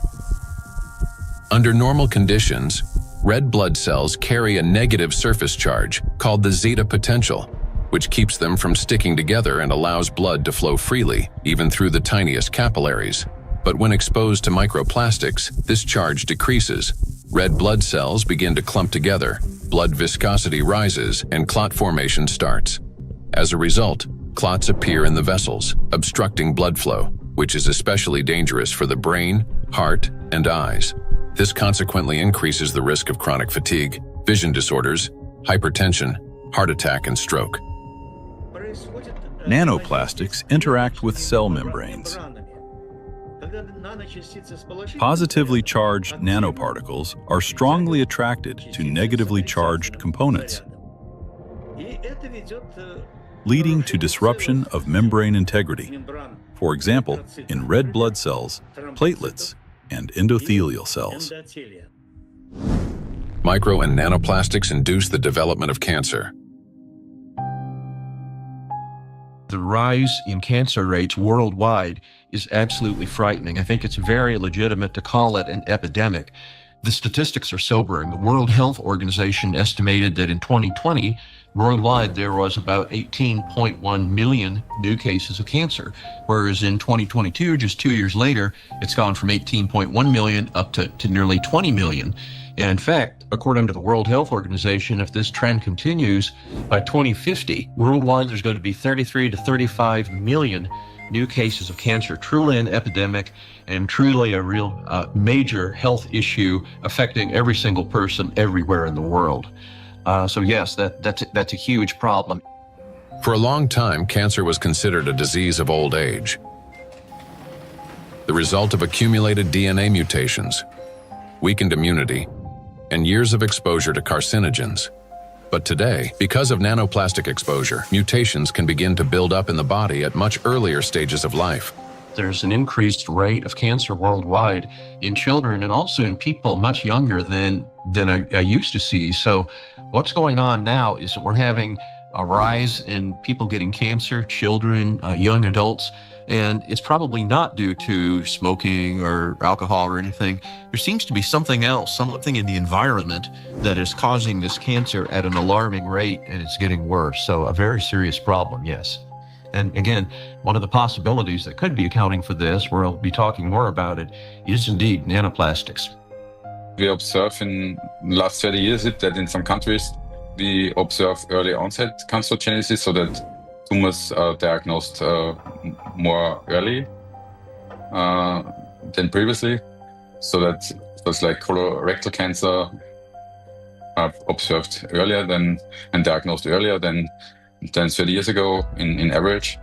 A key role in tumor development may be played by mitochondrial dysfunction, caused by exposure to nanoplastics. This happens through the accumulation of mutations in mitochondrial DNA and the disruption of normal cell death mechanisms, which together reduce the body's ability to eliminate damaged cells and increase the likelihood of these cells transforming into tumor cells. So these tumor cells are very aggressive, and normally they don't take anything up which they cannot use. So, I mean, what could happen? I mean, this is hypothetically that they can produce some energy out of these plastics, or somehow some pathways are activated which are helping the cells to to move faster. That could be. So we need to investigate that. So it's a very important question, and we are basically on that to find out what happens mechanistically in those cells, that they can use plastics to facilitate their migratory potential. Nanoplastics increase levels of reactive oxygen species in organ cells and tissues, causing oxidative stress that accelerates the growth of cancer cells, helps them spread to other tissues, stimulates formation of new blood vessels, enhances inflammation, and weakens the immune system. Moreover, the high level of oxidative stress caused by electrostatically charged nanoplastics promotes the survival of tumor cells and reduces their sensitivity to therapy, making malignant cells more aggressive. Anything that damages the normal cell DNA that is responsible for the growth and division of cells, that damage can contribute to that cell becoming malignant, growing and dividing and spreading uncontrollably. That's what cancer is. And that is certainly a concern about the effect of nanoplastics. And then above and beyond that, because nanoplastics affect so much of the cell's function, the oxygenation, the ability of a cell to function, above and beyond that, I'm concerned as a doctor that treats cancer that nanoplastics may be reducing the effectiveness of our cancer treatments. I'm a physician that treats cancer with radiation therapy, so I am concerned about nanoparticles adversely affecting the use of radiation therapy to control cancer. And there's actually been some preclinical research on this that does suggest that the nanoparticles, and certainly contributed to by the typical negative charge that they have, in addition to adversely affecting cells, can actually reduce the effectiveness of radiation therapy. There's certainly a significant theoretical reason to believe that the nanoparticles may reduce the effectiveness of cancer treatments, not only my modality of radiation therapy, but certainly I have the same concern about it reducing the effectiveness of chemotherapy or other systemic treatments or immunotherapy. Research by the Medical University of Vienna has shown that micro and nanoplastic particles remain inside cells far longer than previously believed, as they are passed on to newly formed cells during division. In addition, there are also early indications that these plastic particles may play a role in tumor metastasis. So that's one of the problems, that the tumor grows very quickly and then also disseminates. And what we observed is that these particles are kept by the cells even after cell division, and then they are helping the cells to migrate quicker, so they can move quicker. And that's a property which we also observe in tumor cells when they are in the body, so that they can move to other places and even metastasize. And so we have to assume that also in the body, that these tumor cells can basically use those plastics to proliferate and move around in the body. When I came to this plastic topic, I thought myself, that this is, we introduce here material which is potentially toxic, potentially accumulating over the years, over the decades of the centuries, so maybe for a very long time, affecting our health, but also the evolution. I not only mean the cancer evolution of how cancers originate, but even the evolution of new species and the evolution of the whole ecosystems. Nanoplastics affect every system in the human body. They act as a trigger, setting off a cascade of processes that lead to serious illnesses, all because of their electrical charge. Today, we know that nanoplastics play a significant role in the development of conditions that have become the leading causes of death worldwide. It may seem that the humanity has already faced its greatest threats: antibiotic resistance, autoimmune and neurodegenerative diseases, and cancer. Yet, there is something even more frightening than disease itself. Imagine living an ordinary life, feeling healthy, full of energy, going to gym, delivering a presentation, meeting friends. But then, a moment later, one suddenly dies. The body stops functioning as if someone has switched the lights off. Is there a link between MNPs and sudden death syndrome? Sudden adult death syndrome remains one of the most troubling and unexplained medical mysteries. A person may show no signs of illness, yet their life ends abruptly, leaving doctors and loved ones without an answer to the question, why? According to the World Health Organization, sudden arrhythmic death claims about 5 million lives worldwide every year. In Europe and the US, it accounts for up to 20% of adult deaths from cardiovascular disease. Traditionally, the main causes have been hidden heart conditions, coronary artery disease, arrhythmia, cardiomyopathy. But in recent years, researchers' attention has increasingly been drawn to a new risk factor: exposure to micro and nanoplastics. In order to understand how nanoplastics can trigger processes that can lead to sudden death, let's recall what they can do. As we know, the most destructive property of nanoplastic is the electrostatic charge on its surface, which allows these particles to interfere with the transmission of electrical impulses between cells and distort the signals that coordinate the function of organs and the body as a whole. And because this same electrostatic charge can also disrupt mitochondrial function in every cell, leading to energy deficiency, inflammation, and ultimately cell death, the greatest danger arises in the most energy-consuming organs, the brain and the heart, where such disruptions can trigger sudden death syndrome. Our brain controls breathing and heart function through precise electrical impulses. If nanoplastic blocks or distorts these signals, the heart can cease to beat or breathing can stop. And this breakdown is not sudden. It results from a gradual accumulation of disruptions. That is, the signals from the brain's cardiovascular center become increasingly distorted and unstable, step by step, impairing the transmission of electrical impulses within the heart muscle.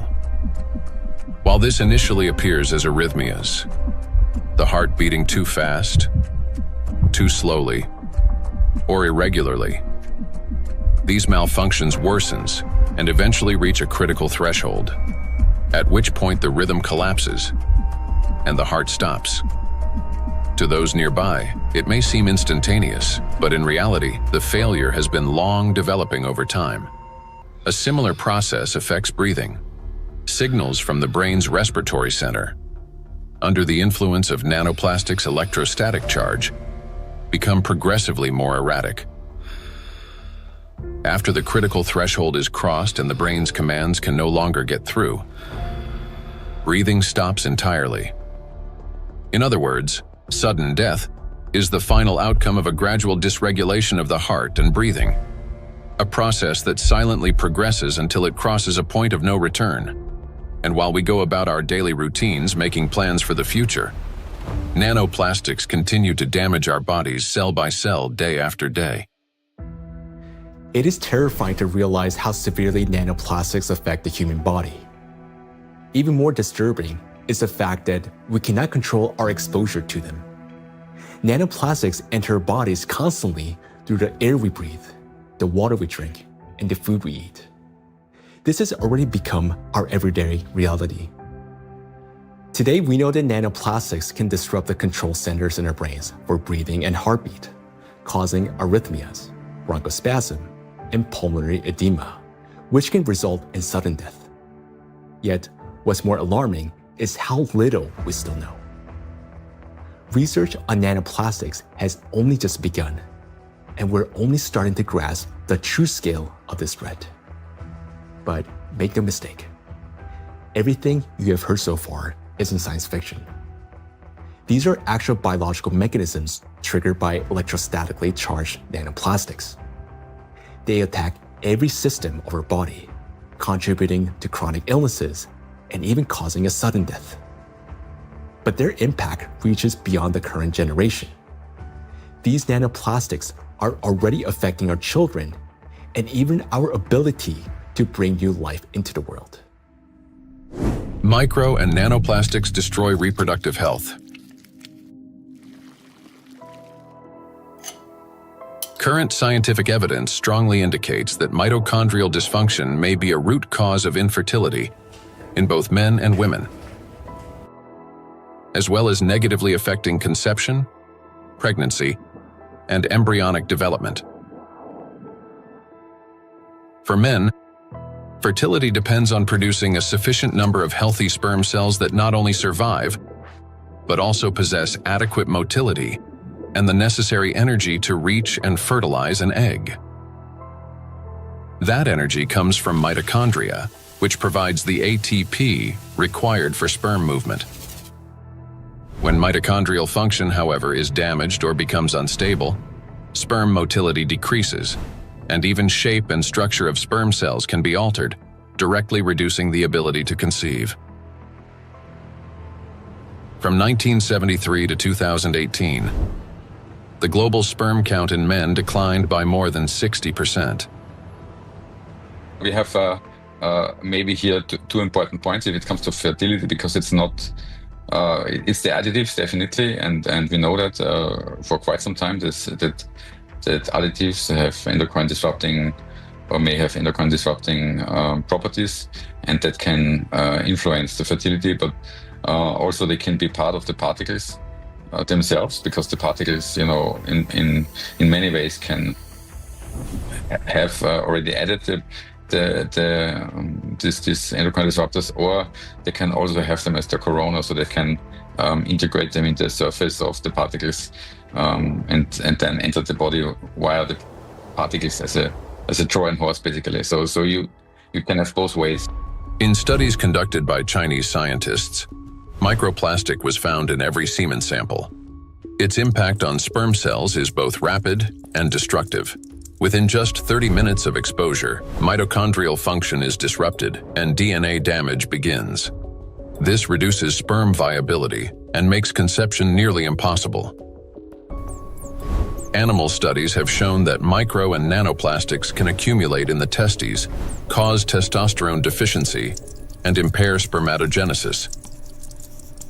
Micro and nanoplastics disrupt erectile function.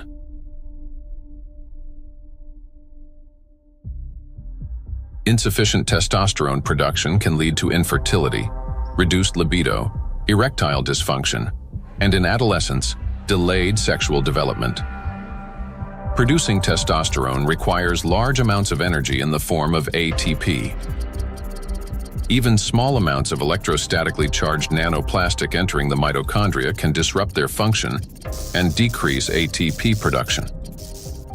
This, in turn, can lower testosterone levels by 60 to 70%. Such a drop impairs blood flow in the corpora cavernosa, the structures of the penis responsible for erection. As a result, this leads to erectile dysfunction and ultimately to impotence. In addition, electrostatically charged nanoplastic interferes with nerve impulse transmission, which means that even in a state of sexual arousal, an erection does not occur. This has been confirmed by research from Anhui Medical University in China. In animals with chronic microplastic intoxication, erectile function was impaired after just 1 month. Results of a national study in Japan showed that erectile function and sexual activity are declining among the younger generation. Every third man in Japan, which is about 14 million individuals, suffers from erectile dysfunction.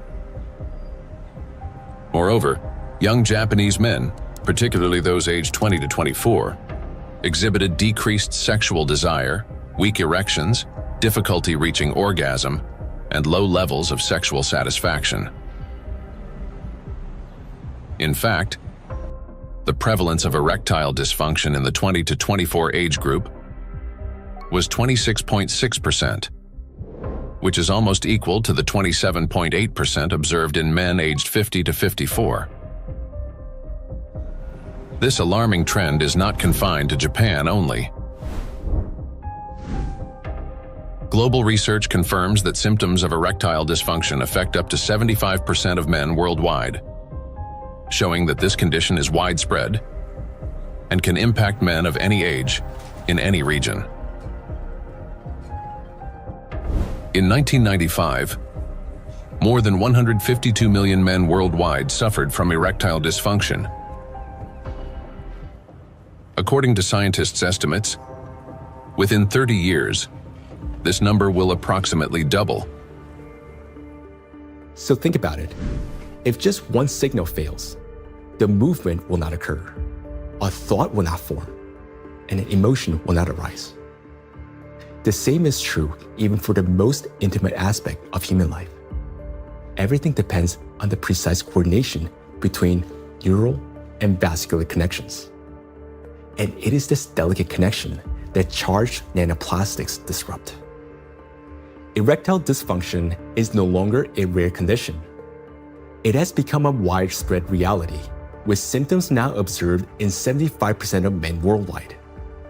Imagine jumping with a parachute that has 75% chance of not opening. Would you take that leap? That's how most of men feel today. The situation with female fertility is no less alarming. A 2025 study revealed the presence of microplastic particles in the follicular fluid of ovaries in 14 out of 18 women, with an average of more than 2,000 particles per milliliter. These data indicate that micro and nanoplastic particles can cross the blood follicle barrier. After entering the ovaries, micro and nanoplastic particles affect the egg cell and disrupt key mechanisms essential to the health of the female reproductive system. One of the most critical of these mechanisms is mitochondrial function. Each egg cell contains between 100,000 and 600,000 mitochondria, and the energy they produce is vital at every stage, from egg cell formation and maturation to fertilization, and the subsequent growth and development of embryonic tissues. Mitochondrial dysfunction caused by exposure to nanoplastics can impair egg cell maturation, reduce the likelihood of successful fertilization, and even lead to developmental arrest of the embryo. Accumulation of nanoplastics in reproductive organs can be one of the main causes of infertility. According to the World Health Organization, today, about 17.5% of adults, that is, about 1 in 6 people in the world, face infertility. Given the global spread of plastic pollution, Professor of Environmental Medicine and Reproductive Health, Dr. Shanna Swan predicts that by 2045, the world's population may become completely infertile. Micro and nanoplastics affect the emergence of life. During pregnancy, a woman's body creates ideal conditions for the growth and protection of the fetus.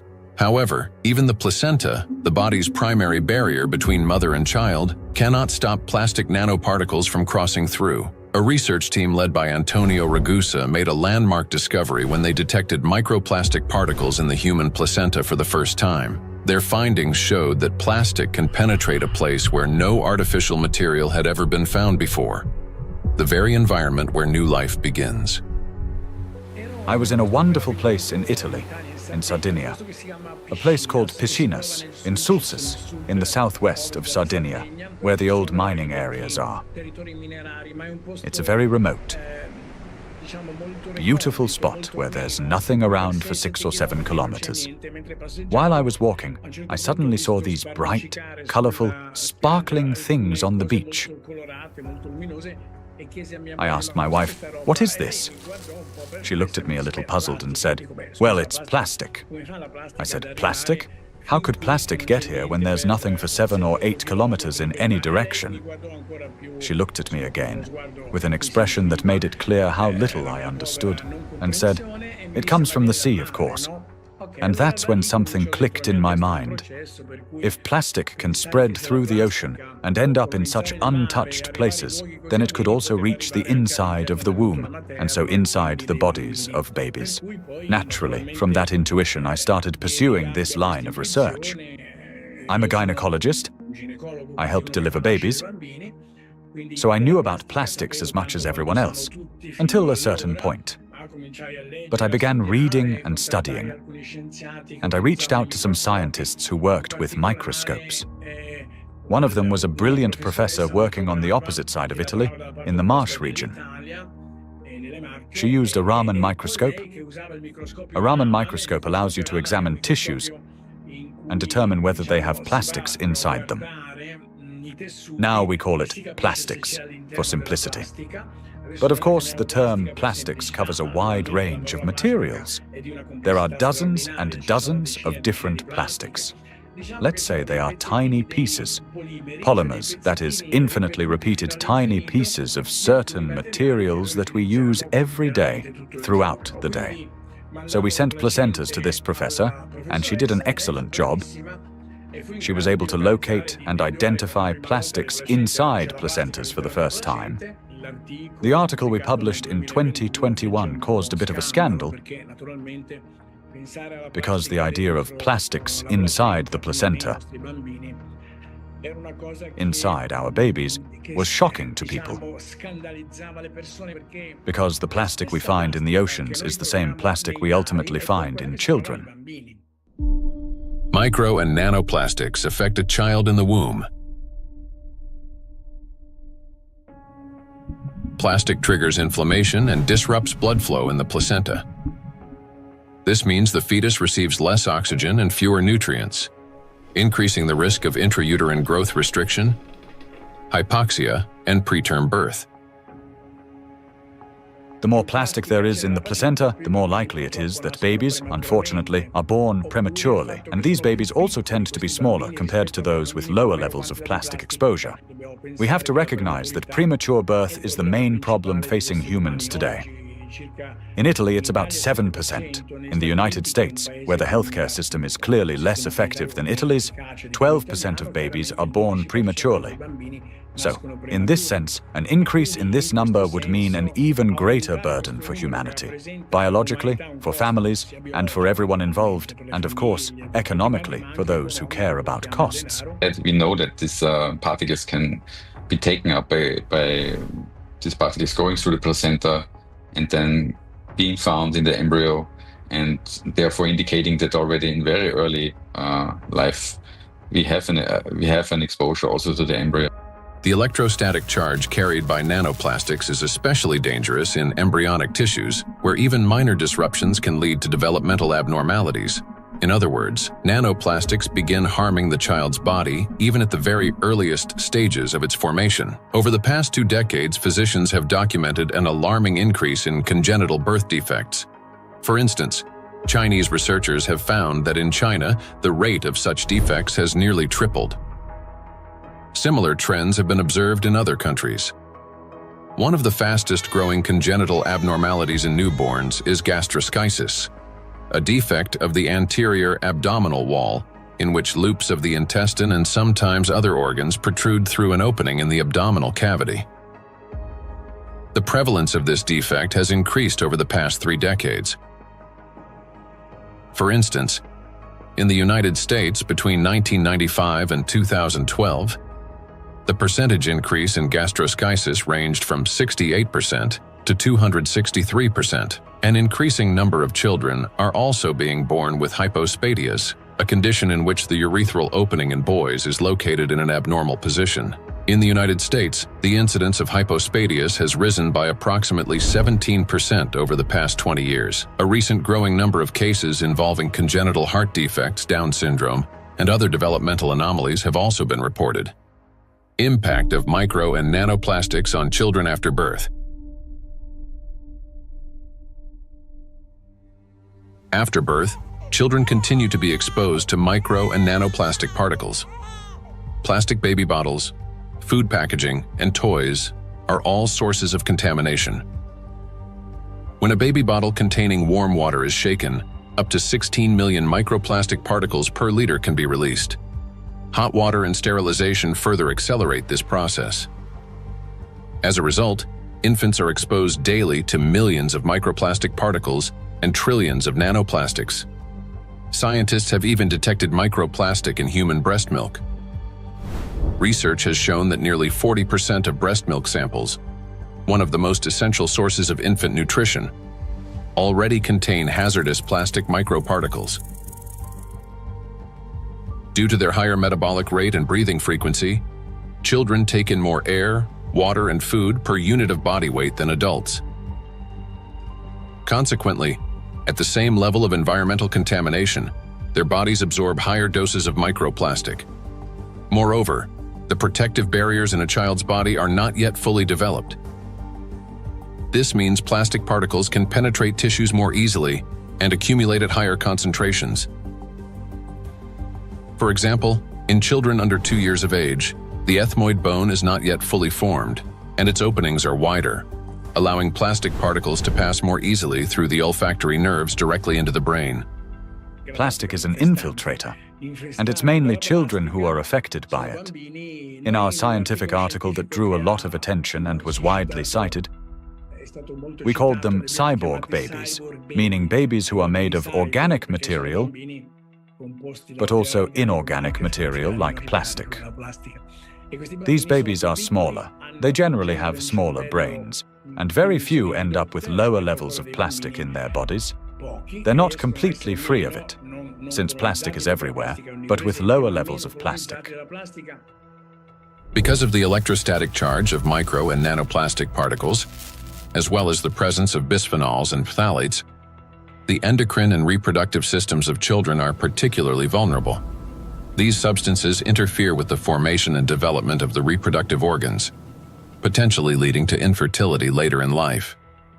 Given scientific projections that by 2045 humanity could face widespread infertility, children born after 2020 may have a high likelihood of being unable to conceive their own offspring. I have 2 little daughters, and for me personally, everything we have just heard is terrifying. The truth is that we still don't fully understand the catastrophic consequences of our children being exposed to micro and nanoplastics. Or, as Dr. Ragusa put it, they have become cyborg children. We're only beginning to grasp the full scale of this reality. And it is truly heartbreaking to look at small children and realize that they may never be able to have children of their own. Not to mention that their lives are already at risk today. The immune system is also at risk. In early childhood, it is still learning to distinguish between friends and foes.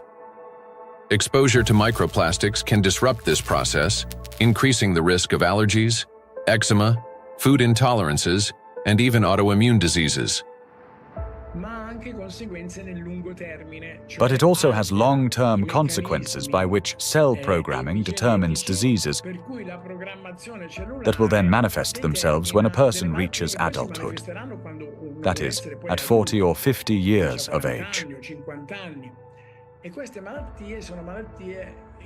And these are diseases that are currently overwhelming, if not outright damaging, our world. They're the so-called non-communicable diseases: obesity, hypertension, diabetes, and metabolic syndrome. A child's brain is especially vulnerable in the first years of life, a critical period of rapid nervous system development when neurons are formed and complex neural connections are established. However, electrostatically charged nanoplastic can interfere with these delicate processes by inducing inflammation, damaging immature nerve cells, and impeding their development. As a result, memory, attention, and learning abilities may be impaired, and emotional instability can arise. Over time, this may manifest as anxiety, learning difficulties, and episodes of aggression. In addition, studies indicate a potential link between exposure to micro and nanoplastic and the development of autism spectrum disorders.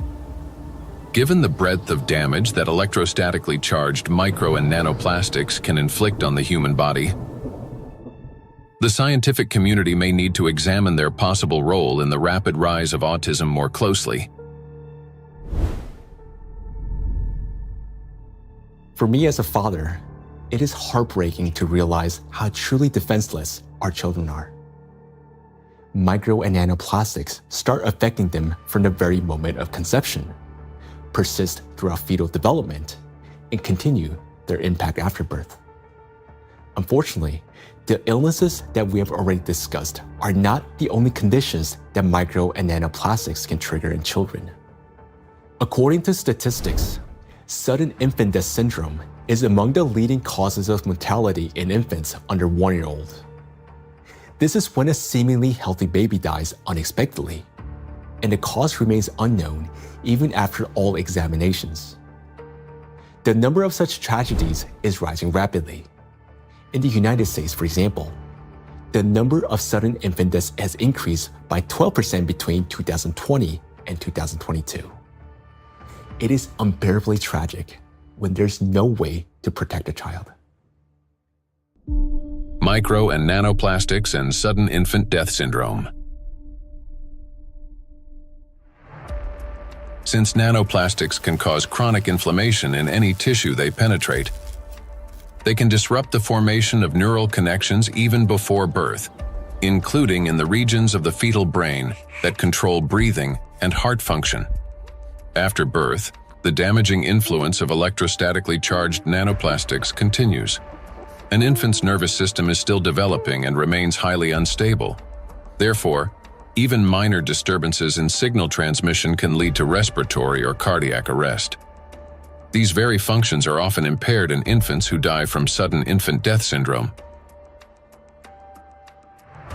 Moreover, when micro and nanoplastics damage mitochondria, the affected cells begin producing less energy. To compensate for this deficit, they increase the number of copies of mitochondrial DNA and expand their population of mitochondria. Studies have shown that children who died from sudden infant death syndrome had a significantly higher number of mitochondrial DNA copies in their cerebral cortex compared with control groups, suggesting that this number may serve as a biomarker in cases of sudden infant death syndrome. Thus, exposure to micro and nanoplastics may be a key factor in the development of sudden infant death syndrome, as well as in a range of pathologies that contribute to premature infant mortality. We are unable to protect ourselves, and worst of all, our children from the effects of micro and nanoplastics. While modern diagnostic equipment capable of accurately identifying the true causes of disease and death is still not available everywhere, we can say with high degree of confidence that nanoplastics contribute to the development of many illnesses and may accelerate their progression. In those rare cases where detailed postmortem examinations were conducted, researchers have found significant amounts of micro nanoplastic particles precisely in the affected organs and tissues. For example, in brain tissues, atherosclerotic plaques, malignant tumors, and other pathological formations. But despite millions of deaths every year, such investigations into the presence of these plastic particles are carried out only in isolated cases. There are two main reasons for this. First, many laboratories simply lack the equipment required to reliably detect micro and nanoplastics. Second, doctors and researchers, they rarely consider the possibility that these particles could potentially influence the development or outcome of the disease. Consequently, medical reports continue to list familiar diagnoses, although behind them may lie an overlooked factor: the impact of micro and nanoplastics on the human body. I understand that hearing this part of our investigation may have been very difficult. It was for me as well, believe me.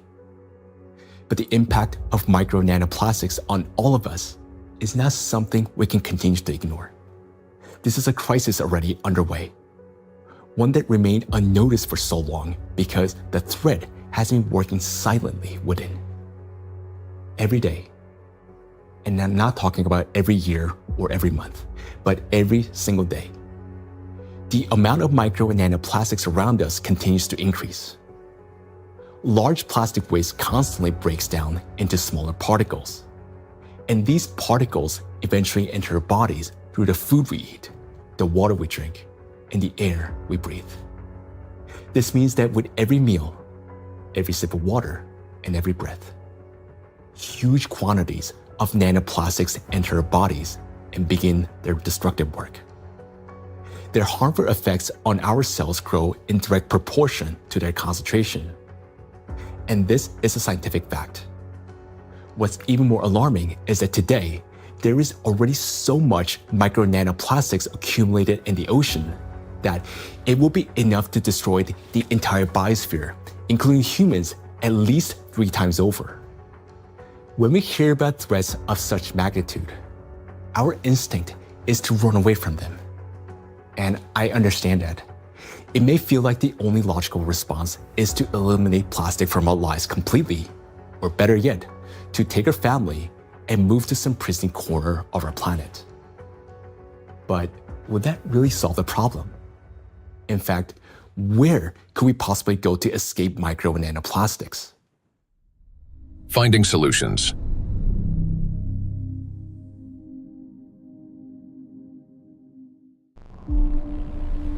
Exclusion zones. One of the essential things is the environment we live in, and plastic is one of the most important factors shaping it. Micro and nanoplastics have now infiltrated every corner of the planet, yet their distribution is far from uniform.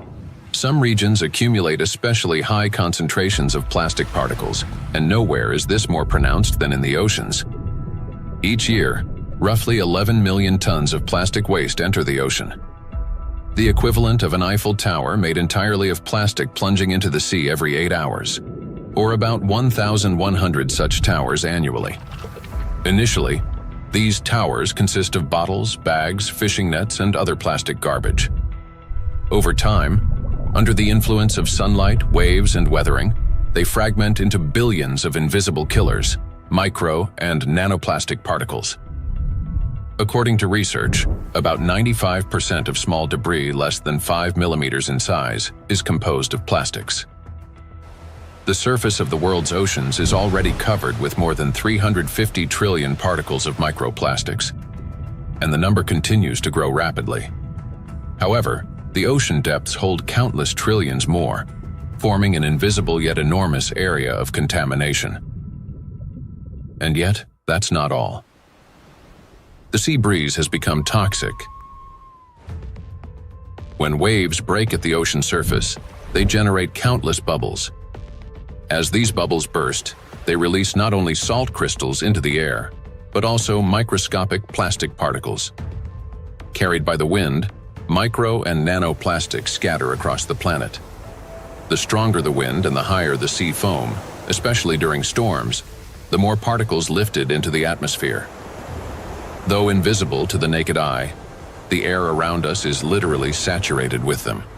Each year, approximately 136,000 tons of microplastics are carried from the ocean to land by sea breeze. That is more than 370 tons every single day. In the atmosphere, plastics are transported thousands of kilometers by air currents. They settle in dew and fall to the ground with snow and rain. The coasts and coastal regions are the first to bear the impact. When people go to this seashore, okay, for holiday, for swimming, to receive some sunlight, they always send me pictures of microplastics because all the seaside are full of microplastics. A study conducted in a coastal city in eastern China found that a person can inhale up to 1 million microplastic particles per year simply by spending time outdoors. The greatest danger comes from particles smaller than 100 micrometers, which can easily enter the respiratory tract. Because most of the coastal countries in the Mediterranean Sea don't have proper waste management system, so they release many huge amount of plastic waste into the Mediterranean Sea. This is the first reason. The second reason, we have 2 rivers in here in this part of the Mediterranean Sea, Seyhan and Ceyhan. These 2 rivers, in 2 of the 5 most polluted rivers in the Mediterranean Sea. Recycling actually makes those 2 rivers most polluted rivers in the Mediterranean Sea. They carry more than 5,000 tons of plastic waste into Mediterranean Sea every year. It's too much. And also, the coastline in the Turkish coast has pollution like 31 kilogram per kilometer per day. Every day, 31 kilogram of plastic waste reach that coast in 1 kilometer coastline. It's too much. Just imagine, one plastic bottle is 10 gram or 15 gram. You can imagine how many plastic bottle strand on those coastlines. Dr. Sarju Ganatra is a cardiac oncologist and director of the Cardiac Oncology Program at Lehigh Hospital and Medical Center. He leads research at the intersection of cardiovascular medicine, oncology, and environmental sustainability. According to his study, which was presented to the American Academy of Neurology, living in coastal areas is associated with an increased risk of brain and mobility disability. The reason for this is the high concentration of microplastics in the water, air, and soil of these regions. It's alarming, truly, that what we are seeing, that people living close to the coastal water with high amount of microplastic concentration in the seawater, they have higher prevalence, higher rates of various cardiovascular disease, stroke, diabetes, and other metabolic conditions, as well as cognitive mobility and self-caring disabilities and abilities to live independently essentially are less in that population. Researchers analyzed health data from residents of 218 coastal counties across the United States, comparing CDC reports with levels of environmental microplastic pollution. The findings are striking. Memory and cognitive impairments occurred 9% more often among residents of areas with high concentrations of micro and nanoplastics compared to those in areas with low concentrations. Motor disorders were 6% more frequent. Difficulties with self-care, such as dressing or maintaining hygiene, were 16% more common. Inability to live independently, including managing finances or shopping, was 8% more frequent. In coastal regions, where the concentration of micro and nanoplastics far exceeds that found in inland, people are already paying the price, not only with their health, but with their lives. In a study led by Dr. Sarju Ganatra, scientists compared regions with high and low levels of microplastic pollution. But this raises an important question. That is, what does low level mean today? To answer this, let's look at the numbers. Dr. Ganatra defined a low level of contamination as one tiny plastic particle per 200 bathtubs filled with seawater. At first glance, that might sound negligible. But when that single particle breaks down into nanoscale fragments, the number of particles increases not by tens or hundreds, but by millions of times. Let's consider a simple calculation. Suppose the volume of one such tiny plastic particle is just 1 cubic millimeter, roughly the size of a grain of sand. Over time, it breaks down into many smaller pieces. Now, if we assume that this single microparticle disintegrates into fragments about 100 nanometers in diameter, that would generate about 1 trillion particles. And if their size decreases to 10 nanometers, the number would skyrocket to 10 to the 15th, or 1 quadrillion nanoparticles, all from a single microparticle. So what does this mean in practice? It means that even one glass of such clean water, which hardly exists anymore, would potentially contain about 5 million nanoplastic particles. And for the human body, after drinking just one glass, at least 5 million cells will be put at risk. So can this so-called low level of contamination truly be considered safe? Each of those 5 million particles entering a body can trigger inflammation, cause hypoxia, and disrupt communication between neurons. Note that these effects aren't always immediately noticeable. A mild headache, occasional fatigue, anxiety, or difficulty concentrating. All these may be early warning signs of cognitive decline, neurodegenerative diseases, disability, and ultimately, death.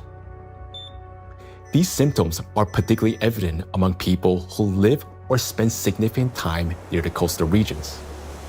And the decline in their health is an early warning sign. a reflection of a much larger crisis unfolding across the world. Do you remember Professor Gundogdu saying that the coastal countries of the Mediterranean don't have an adequate waste management system?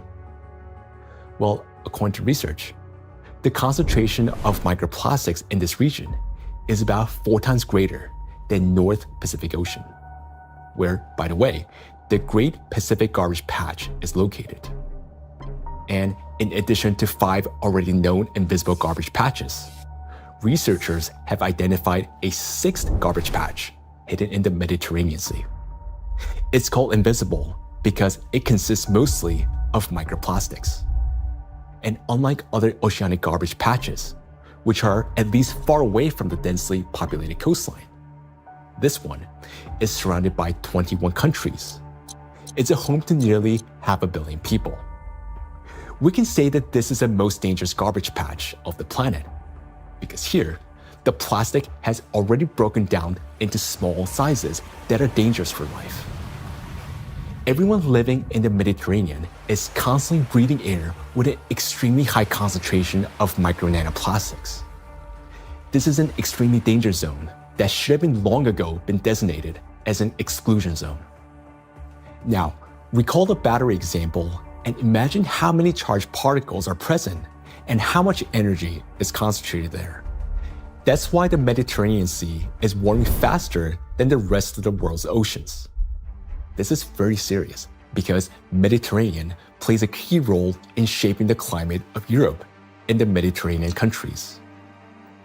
It affects the weather patterns, rainfall distribution, and even the ecosystems of the entire region.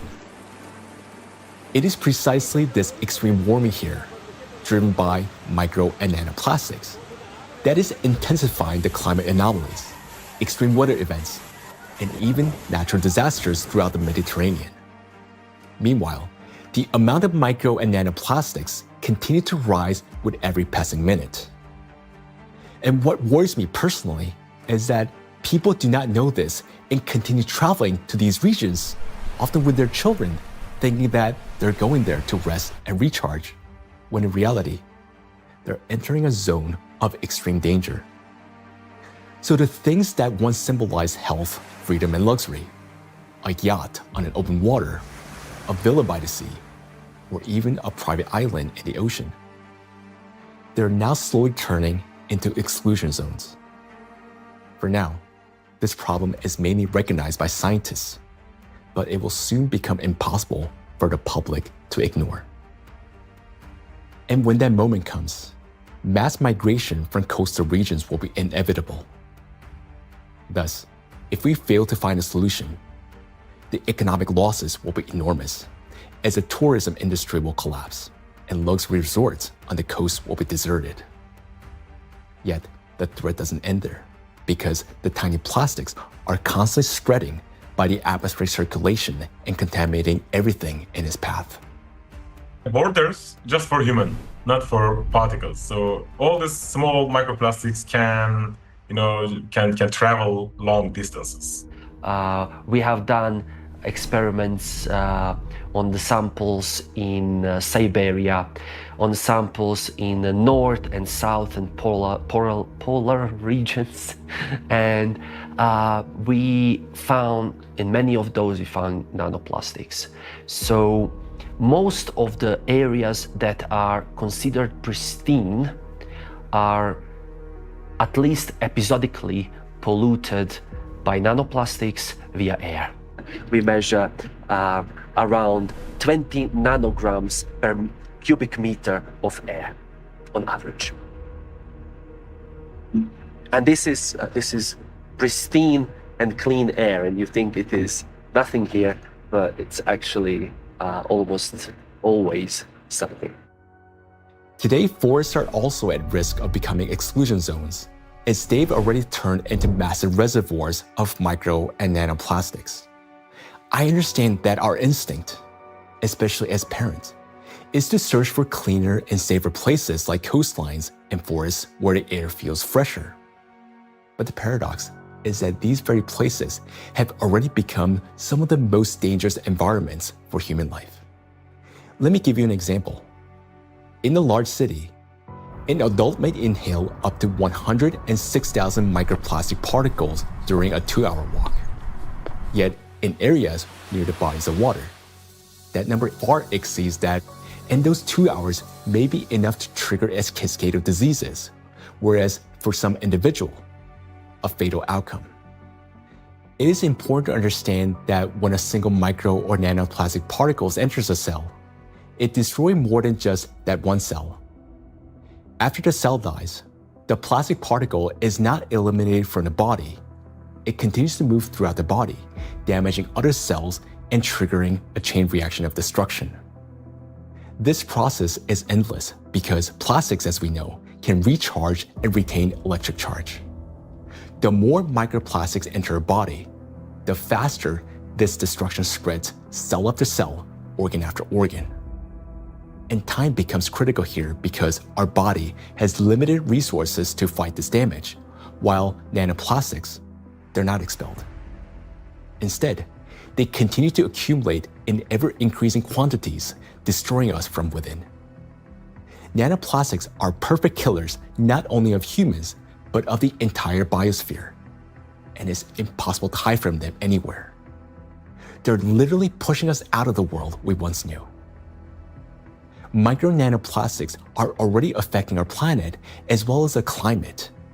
And moreover, they're intensifying already devastating natural disasters and contributing to the worsening geodynamic crisis. Climate and plastic in a single cycle of destruction. The world ocean is the largest system of our planet. It regulates climate and serves as the main source of oxygen. The ocean and the atmosphere form a single, interconnected climate system. Water has a remarkable ability to absorb and store immense amounts of heat, increasing its temperature only gradually.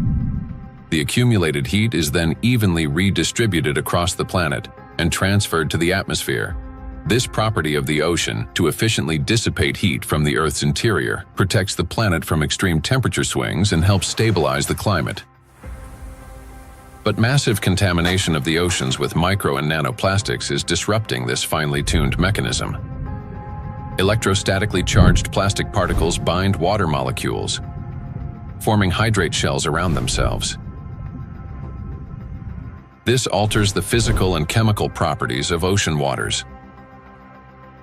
This has already reduced its thermal conductivity and created pockets of overheated zones where heat can no longer dissipate. Consequently, overall ocean warming is accelerating. This topic is explored in greater detail in the documentary Anthropogenic Factor in the Ocean's Demise. Excessive ocean heating, in turn, increases evaporation and disrupts atmospheric circulation. As a result, both the temperature and humidity of the atmosphere rise. Electrostatically charged nanoplastic particles act as condensation nuclei, causing moisture droplets to freeze at lower altitudes and at higher temperatures, 4 to 10 degrees Celsius. This accelerates cloud formation and contributes to abnormal weather events, large hail, extreme downpours, and disruptions of the hydrological cycle. Charged plastic particles are already influencing weather formation, affecting flight safety, cloud development, and even where and how the precipitation occurs. In other words, microplastic has already become a driver of climate instability. We know what particles doing in the air, they produce clouds. If we have a particle in the air, the water vapor sits on these particles and forming clouds.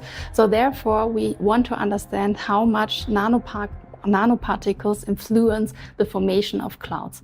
And therefore, of course, in the alpine region, it can trigger the cloud formation and so also thunderstorm or extreme weather events.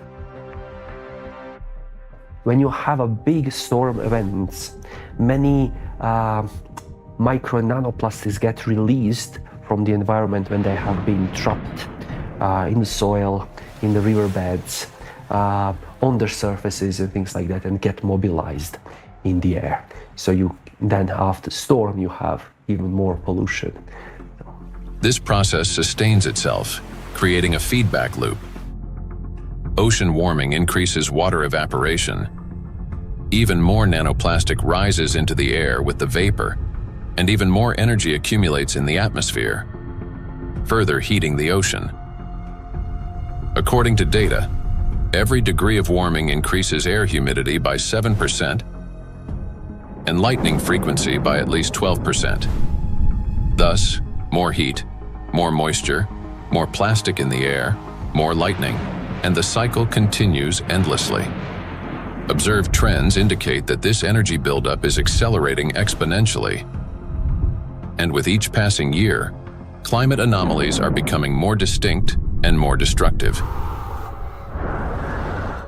We are seeing the hottest summer in Europe after having a record-breaking summer last year. Similarly, here in the northeast of US, we are seeing record-breaking temperature. Every year for last 2-3 years, we are saying, oh, this is the hottest day. And then the next year comes and there is a new hottest day. The nighttime temperature in Southeast Asia is not dipping at all in many places and kind of trapping the heat. So our body is not getting even that relief at nighttime.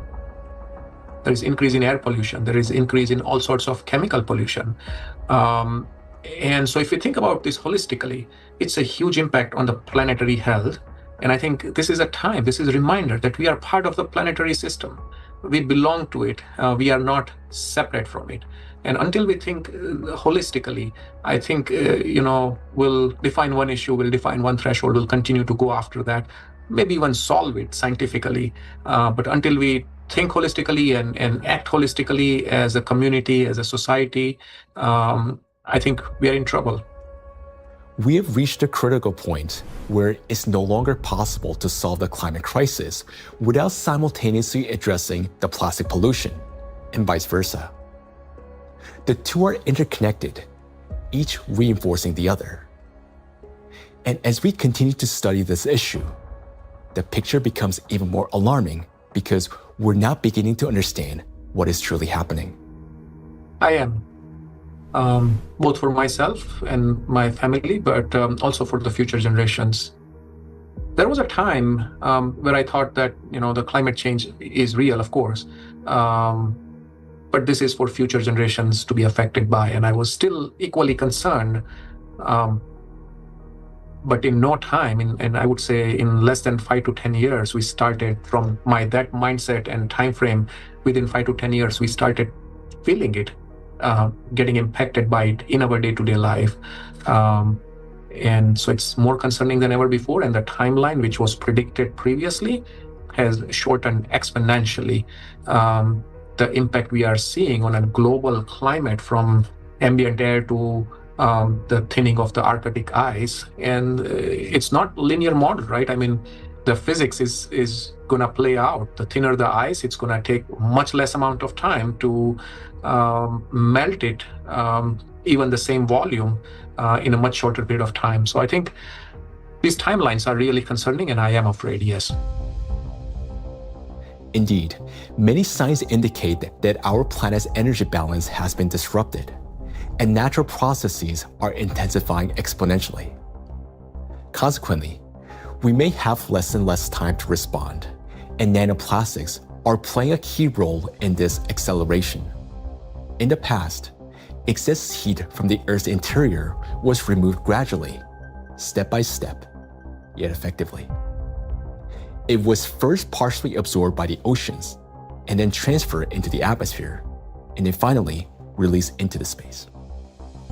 This sequential process prevented excess energy from accumulating within the Earth's interior or the atmosphere, allowing the planet to cool and reduce the thermal load on the inner layers. But today, this natural mechanism has been disrupted. Nanoplastics no longer merely affect the climate, but they also exacerbate the geodynamic crisis and intensify natural disasters by obstructing the release of heat from our planet's interior.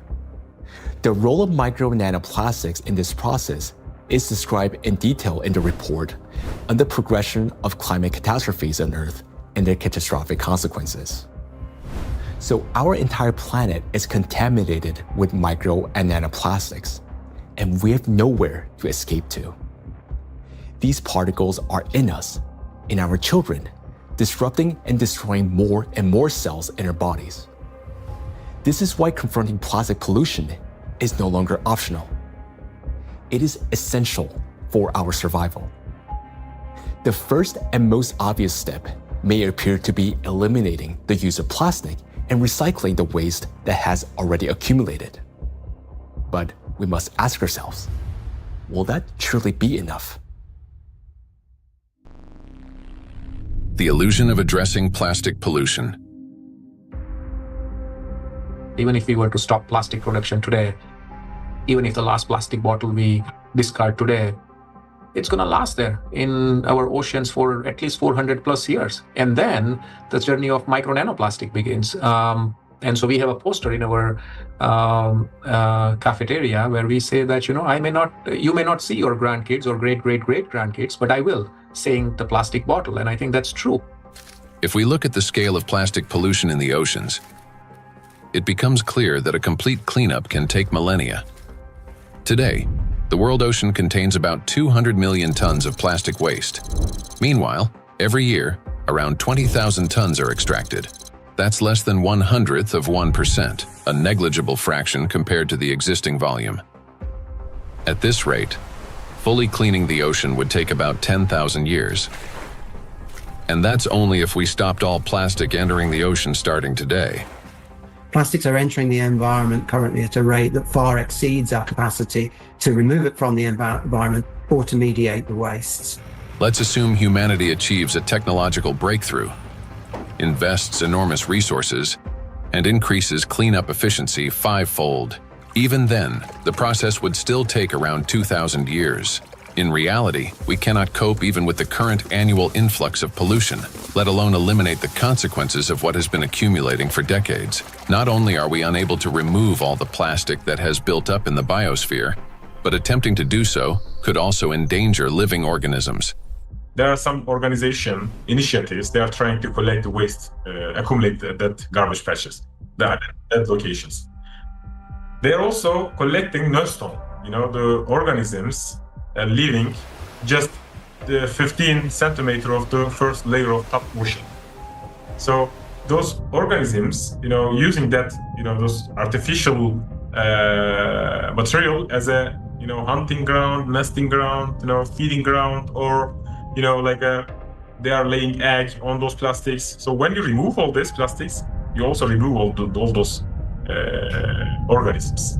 So because removal itself also another problem. So once plastics get in the environment, there is no proper and harmless way of removing these plastics from those environments.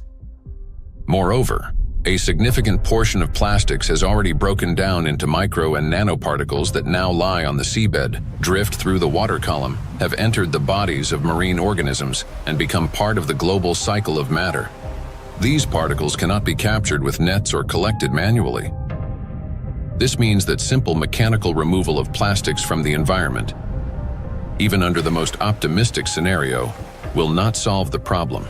We are no longer dealing with debris that can simply be picked up, but with nanoparticles carrying an electrostatic charge.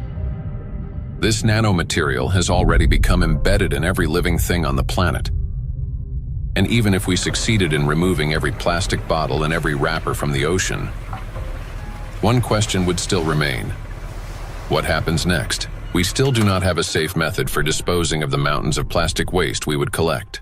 There's mismanaged waste on land all around the planet in informal dump sites. Some waste has been incinerated, some of it commercially in incinerators that may or may not have appropriate screens and filters to collect associated chemicals that might be released. But of course, a lot is burned in open burning scenarios in countries that are not wealthy enough to own the appropriate waste management facilities to deal with the plastic waste that is exported to them by other nations. And then some of it, of course, will have gone into so-called recognized waste management systems, but which might include burying it beneath the ground in landfill, where, of course, it could return to present problems in the future, or indeed incinerating it in commercial incinerators. But depending on the quality of incinerator, of course, there's concerns about the emissions from those incinerators. Burning plastics, whether in backyard fires or industrial incinerators, does not solve the problem. It merely transforms them into a more dangerous form. When heated or burned, large plastic items break down into micro and nanoplastics that disperse into the air, settle onto surfaces, and enter water and soil with precipitation. The apparent disappearance of plastic in flames is an illusion. Burning simply accelerates the fragmentation of plastic into the tiniest particles many times over, into the very micro and nanoplastics that pose the greatest danger to human health. And it is precisely these electrostatically charged particles that can penetrate deep into the body, including the brain and other cells, where they trigger a wide range of diseases. When you put plastic in a recycling facility, at first they will shred big plastic to generate flakes and small pieces of plastics, and then during that shredding, they also use for washing. They have to wash to remove some unwanted material on plastics. During that washing, material lose many. I mean, the huge percentage of the total mass. So those lost material will go to the wastewater stream. Recycling activities, practices, feeding microplastic pollution in the waterways. A simple and regular recycling facility can generate billions microplastics and then release into the either wastewater stream or waterway. And unfortunately, what I see with some of the things that are claimed to be a solution is that they're not necessarily properly tried or tested before they're put into the market, and there may then be potential for unintended consequences. Pyrolysis. At first glance, it looks like a technological miracle. We take plastic waste, heat it to 800 degrees Celsius without oxygen, and obtain fuel. Instead of piles of garbage, we get gas, liquid, and a small carbon residue. Sounds promising, doesn't it? But this technology has a flip side, an invisible and far more dangerous one. During high-temperature decomposition, plastic does not simply disappear. Pyrolysis is accompanied by emissions of dioxins and furans, some of the most toxic substances on the planet. They are carcinogenic, disrupt the endocrine system, and can accumulate in human tissues. They are hazardous even at low concentrations. Even if you manage to obtain 600 liters of liquid fuel from 1 ton of plastics, the price of such fuel is a threat to human health and life. By relying on such disposal methods, we're only accelerating the transformation of plastics into an invisible, yet far more dangerous form. Let me remind you that the amount of micro and nanoplastics present in the ocean alone is already more than enough to destroy our entire biospheres, including the humankind 3 times over. Meanwhile, microplastics continue to disintegrate, generating vast amounts of nanoplastics. Recall Dr. Kenner's example. A single microplastic particle can fragment into billions of nanoparticles. And with countless microplastics already present everywhere, constantly breaking down into even smaller fragments, this process is driving the destruction of humanity and of everything around us. Today, many people have started turning this crisis into a business, inventing all sorts of methods that supposedly remove microplastic from the body. And people are willing to pay large sums for these treatments. But the real question is, do they actually work? False hope. Today, in healthcare and even in some scientific circles, there's growing discussion about alleged methods to cleanse the human body of microplastics. A variety of approaches are being promoted, including plasmapheresis, hemosorption, mechanical filtration devices, dietary adsorbents, and so-called natural supplements claiming to detoxify the body. At first glance, it all sounds reasonable. If there's something toxic in the body, it should be removed. But the truth is that these methods don't actually solve the problem. I don't think any scientifically proven techniques exist to filter out the micro nanoplastic from the blood. It gets deposited in the organs themselves, which is not really something you can filter out by sending the blood to some filtration machine. Nanoplastics have already penetrated inside human cells. They are not just circulating in the bloodstream like an unwelcome guest you can simply escort out. They have become part of the body's internal environment. Yes, we can cleanse the blood with sorbents or filter plasma. But how effective can such procedures truly be? We started this plastic production and the usage of these materials, which have a lot of, positive effects. That we in the hospital, I just, when I look around in my, daily work environment, I guess that 80% of everything I touch in the hospital is of plastic, starting with my gloves. And probably 80-90% of the machine itself is made of the plastic. And that's a very important point for healthcare. What's more, the very solutions used for blood purification procedures also contain plastics. When you get sick, you are going to a hospital, you probably will go to the hospital for treatment, and then they will give you some solutions, some infusions, like they will put something inside your vein, and then they transfer some liquids from plastic package to your blood system. So those intravenous solutions has at least 62 microplastic particles per liter. So this is direct transfer, exposure, microplastic to human system, blood system. So we end up with a paradox.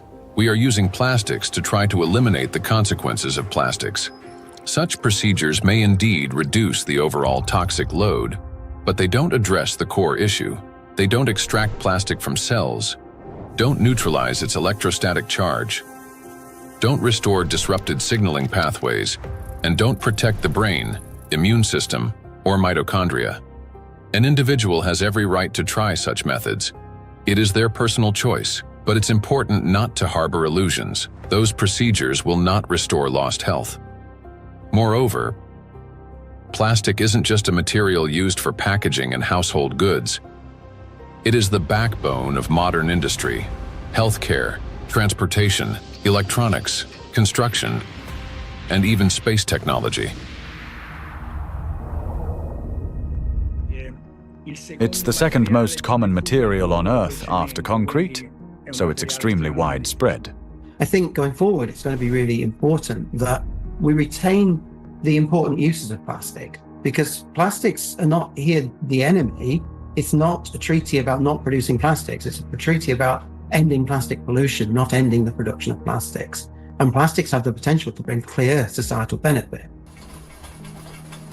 That is why the main goal today isn't to stop plastic production, but to find ways to reduce the impact of micro and nanoplastics on human health and the environment.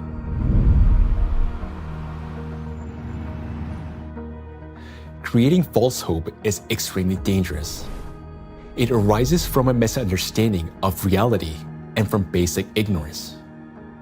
We must remember that the most dangerous plastic particles are those small enough to penetrate our cells.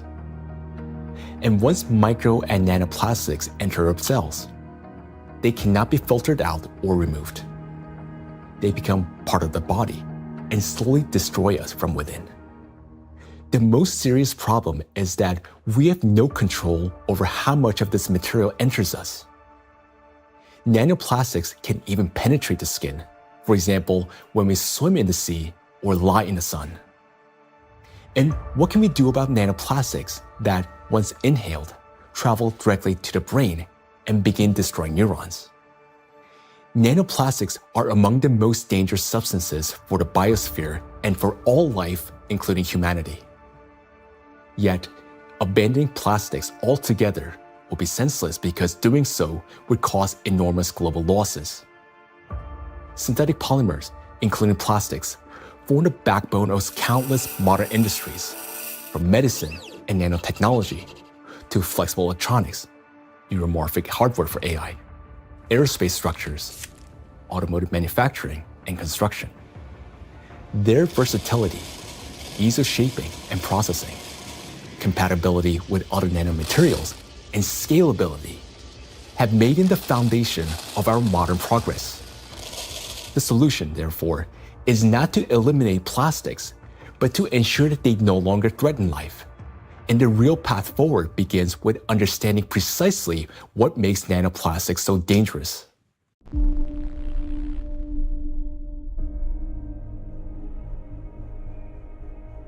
Now, we already know that electrostatic charge is the basis for their destructive power. It is this charge that allows plastic particles to cling to membranes, cross biological barriers, including the brain, bind to proteins, and interfere with genetic processes. The charge transforms plastic from something inert into a tiny, yet powerful destructive force within the biosphere and humankind. Understanding this, the scientific group of ALLATRA was the first to propose a strategic direction, that is, to deprive nanoplastics of their ability to accumulate and retain electric charge. Note that countless nanoparticles exist around us, yet most do not penetrate or destroy our cells. Only plastics do because of their electret-like behavior. Thus, if we can eliminate this property, then we can turn micro-nanoplastics into inert and harmless particles that no longer pose danger to us or to the biosphere. Now, how did the scientific group of ALLATRA come to understand this and become the first to propose a solution? The answer goes back many years and to the work of Dr. Igor Danilov, a vertebrologist and researcher who spent many years studying spinal diseases. Over 20 years ago, he was actively engaged in scientific research focused on investigating degenerative processes in intervertebral discs. His work included a comprehensive experimental and clinical study to understand morphological and biochemical changes occurring in the nucleus pulposus, intercellular substance, and cartilaginous tissue of intervertebral discs. While studying cellular processes, Dr. Danilov focused on immune regulation and pathological reactions that could trigger cell degeneration. He noted that mitochondrial dysfunction was one of the main drivers of these changes, and this insight became the starting point for investigating what might be disrupting cellular function. Dr. Danilov frequently visited specialized laboratories, and in the course of detailed analyses, he found foreign particles inside the cells, which he later identified as plastic. This discovery became a key moment in his research, as he began to analyze possible mechanisms by which plastics affect cells. Through his investigations, Igor Danilov determined that the negative impact of tiny plastic particles on cells stems precisely due to the damage they cause to mitochondria. This conclusion was based on observations that cells containing these tiny plastic particles showed clear signs of mitochondrial dysfunction, which in turn exacerbated degenerative processes. Here, Igor Danilov suggested that the ability of plastic particles to penetrate cells may be due to their electrolyte behavior. That is, the ability to accumulate and retain electrostatic charge, which allows them to form a biological shell around themselves. This property enables the plastic particles to enter cells easily, avoid detection by the immune system, cross protected biological barriers, including the blood-brain barrier, disrupt normal cell function, and provoke degeneration and cell death. On this basis, Igor Danilov proposed that to neutralize these tiny plastic particles, we must deprive them of their ability to accumulate and retain charge. He shared his findings and projections about the harmful effects of tiny plastic particles with his colleagues from various medical fields, including surgeons, oncologists, cytologists, pathologists, and geneticists, as well as with biologists and chemists. Soon after, these specialists confirmed his alarming observation that these plastic particles do accumulate in critical organs in the body, such as the brain, heart, intestines, endocrine, and reproductive organs, where their presence can disrupt organ function and destroy our health. Igor Danilov's predictions were deeply concerning, especially in light of global trends, the rising production of plastics and the growing accumulation of plastic waste in oceans and ecosystems. Thus, more than 20 years ago, the scientific group of ALLATRA realized that micro and nanoplastics pose a serious threat not only to humans, but the entire biosphere. And each year, the number of these particles continues to grow, worsening the situation amid accelerating climate and geodynamic changes on the planet. The implications are far-reaching. If we can eliminate the charge from micro nanoplastics, we will not only eliminate their destructive impact on human health, but also remove the excess energy accumulating in the biosphere, the energy that currently fuels the geodynamic crisis and intensifies natural disasters. Thus, plastic would no longer act as a destabilizing factor, and many planetary threats could be mitigated at once if we can find a way to deprive nanoplastic of their ability to accumulate and retain charge. The question is, how can we achieve this? Well, let's be honest. This task is extremely difficult. It would not be enough to simply figure out how to neutralize the electrolyte behavior of these tiny plastics in a test tube. We must learn how to achieve this for every micro and nanoplastic particles already present in the biosphere, including those inside the human body, and do so without harming people or nature. Given the unprecedented scale of this challenge, solving it will require collaboration among experts across many disciplines: biophysics, nanotechnology, molecular toxicology, material science, and medicine. Plastic pollution is not a narrow environmental issue. It's a systemic global challenge that affects health, safety, natural resources, the stability of our civilization, and life itself. 20 years ago, the scientific group of ALLATRA already recognized the danger of micro and nanoplastics and identified the underlying principle of how they could be neutralized. But to this day, we haven't found a way to achieve it.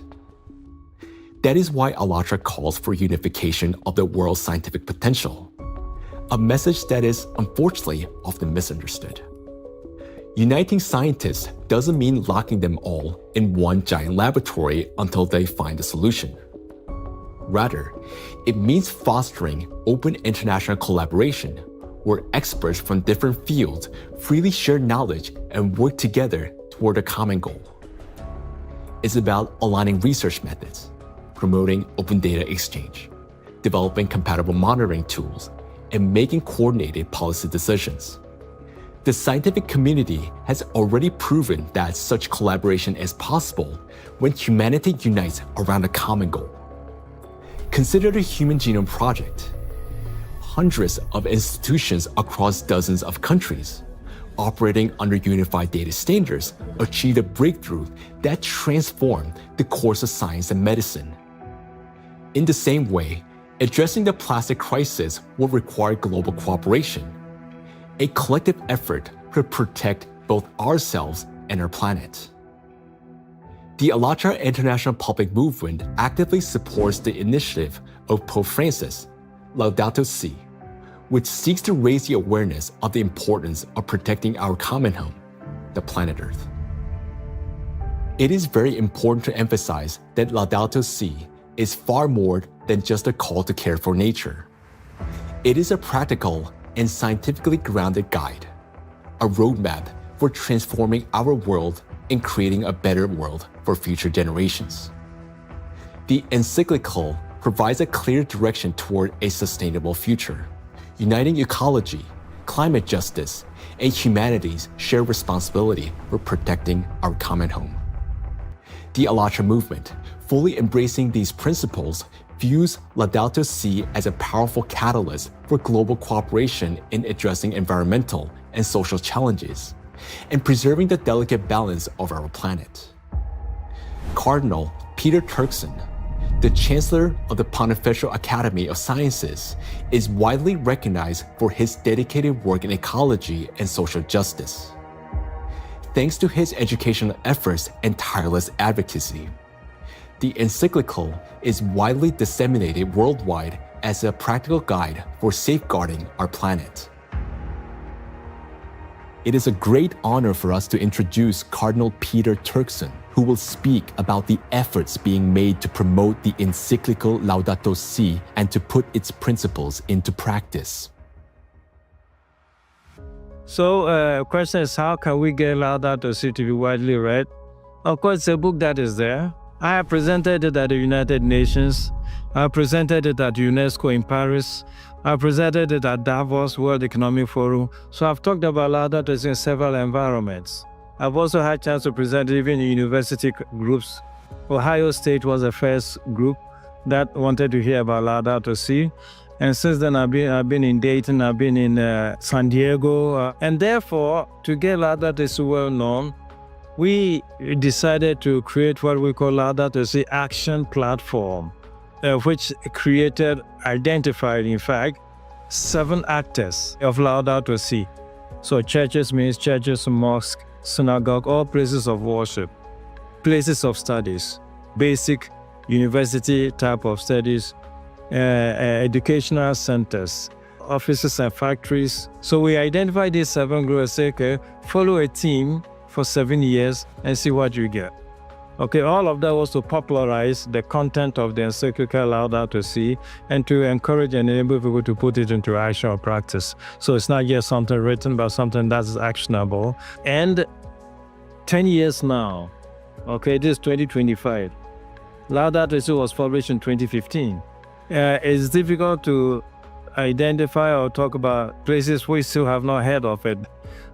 Personally, and from the point of view of our force, we've had occasion to kind of talk about this to different audiences and constituencies, but I still would not say that because of that it's known worldwide and by everybody and for everybody. We've tried our best and we'll continue to talk about it. And Pope Francis, to give this a big push, decided to create what they call Borgo Laudato Si. Over here in Rome, another initiative to get it known has been the development of what they call Laudato Si Diploma. There are various initiatives trying to do this. And the moment we get this established in universities, it attracts a lot of young people. And so, it becomes an occasion to spread knowledge of Laudato Si words. For its scientific and social contribution to the protection of our planet, ALLATRA received the blessing of His Holiness, Pope Francis. This spiritual encouragement to continue working toward the preservation of our planet greatly inspired the participants of ALLATRA and motivated them to pursue a deeper research into the problem of nanoplastics, a growing threat to all humanity and its future. This effort resulted in the publication of the scientific report, Nanoplastic in the Biosphere, from Molecular Impact to Planetary Crisis. And this was presented for the first time in May 2025 at the International Conference of the Centesimus Annus Pro Pontifex Foundation in the Vatican by the President of ALLATRA, Marina Ovtsinova. This documentary is based in part on that scientific report.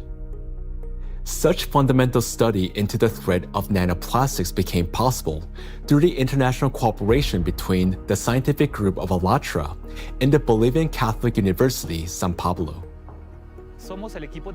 We are a research team from the Bolivian Catholic University, San Pablo in Cochabamba. Our work seeks to understand how micro and nanoplastics circulate through our environmental matrices, how they interact with other pollutants, and what implications this has for human health and the biosphere. As part of the academic cooperation between the Bolivian Catholic University, San Pablo, and ALLATRA, we jointly prepared the report, Nanoplastics in the Biosphere, From Molecular Impact to Planetary Crisis. For the first time, a single document brings together comprehensive data on how micro and nanoplastics spread through the biosphere, enter food chains, and harm human health and ecosystems.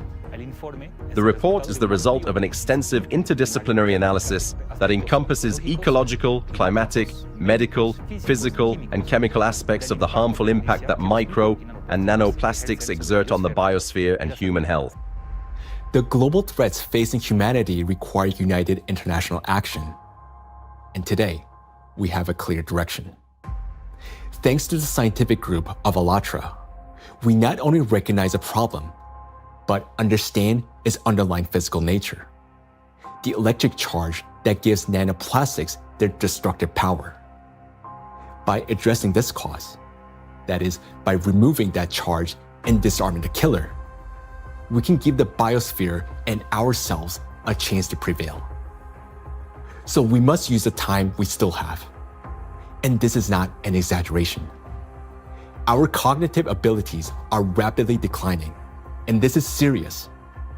It is a result of nanoplastics accumulating in our brains. You may already notice it in yourself and those close to you. Unless we act, it will only worsen year after year. And now, you will learn why. The age of intellectual extinction. Throughout the 20th century, scientists observed a trend. Since 1932, IQ scores had been steadily rising. This phenomenon became known as the Flynn effect. However, among generations born after the 1970s, the rise in IQ has reversed to a gradual decline. Mandatory IQ tests for military personnel in various countries show a decline in scores since the mid-1990s. According to another study conducted between 2006 and 2018 at Northwestern University, Americans showed a decline in IQ across 3 out of 4 cognitive areas. This decline in average IQ has been termed the reverse Flynn effect. In 2025, the scores of U.S. high school students on major math and reading tests dropped to the lowest levels ever recorded. Their average math score was the worst since the current version of the test was introduced in 2005, while reading scores were the lowest since testing began in 1992. Similar trends have been observed in other countries. The steady decline in IQ continues to this day. Intelligence scores are no longer rising. They're slowly, but surely falling. But what lies behind this troubling trend? One important correlation stands out. The decline in average IQ coincides with the exponential rise in plastic production and pollution. Take a look at the graphs. The more plastic, and therefore the more micro and nanoplastics in the environment, the lower the IQ.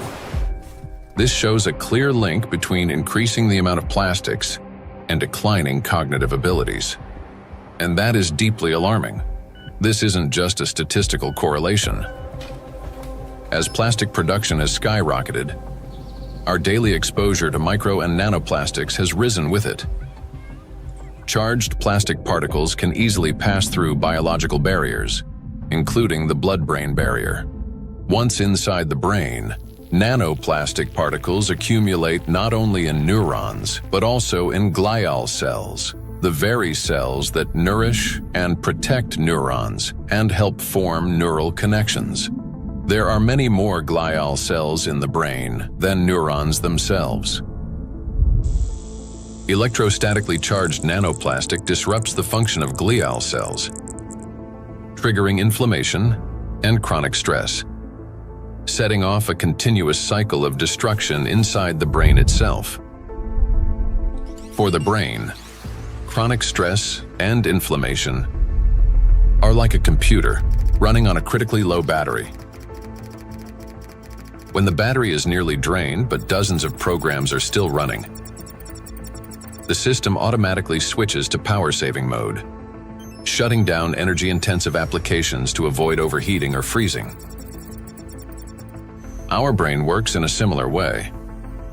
When stress and inflammation reach a critical point, the brain, like a computer, will eventually shut down its most energy-demanding regions to survive and conserve energy. The first to go offline is the prefrontal cortex, the youngest and most complex part of the brain.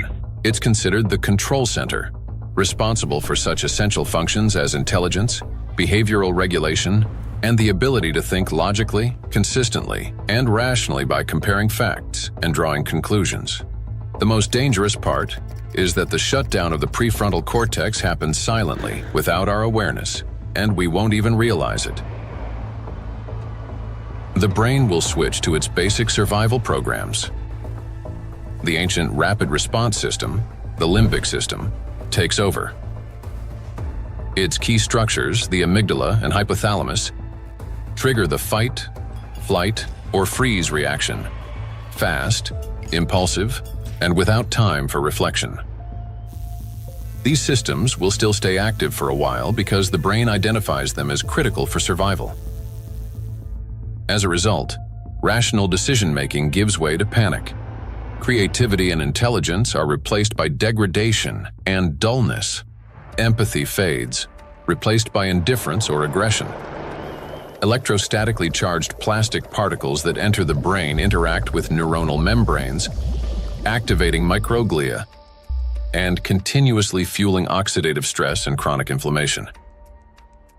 Prolonged stress literally reshapes the brain.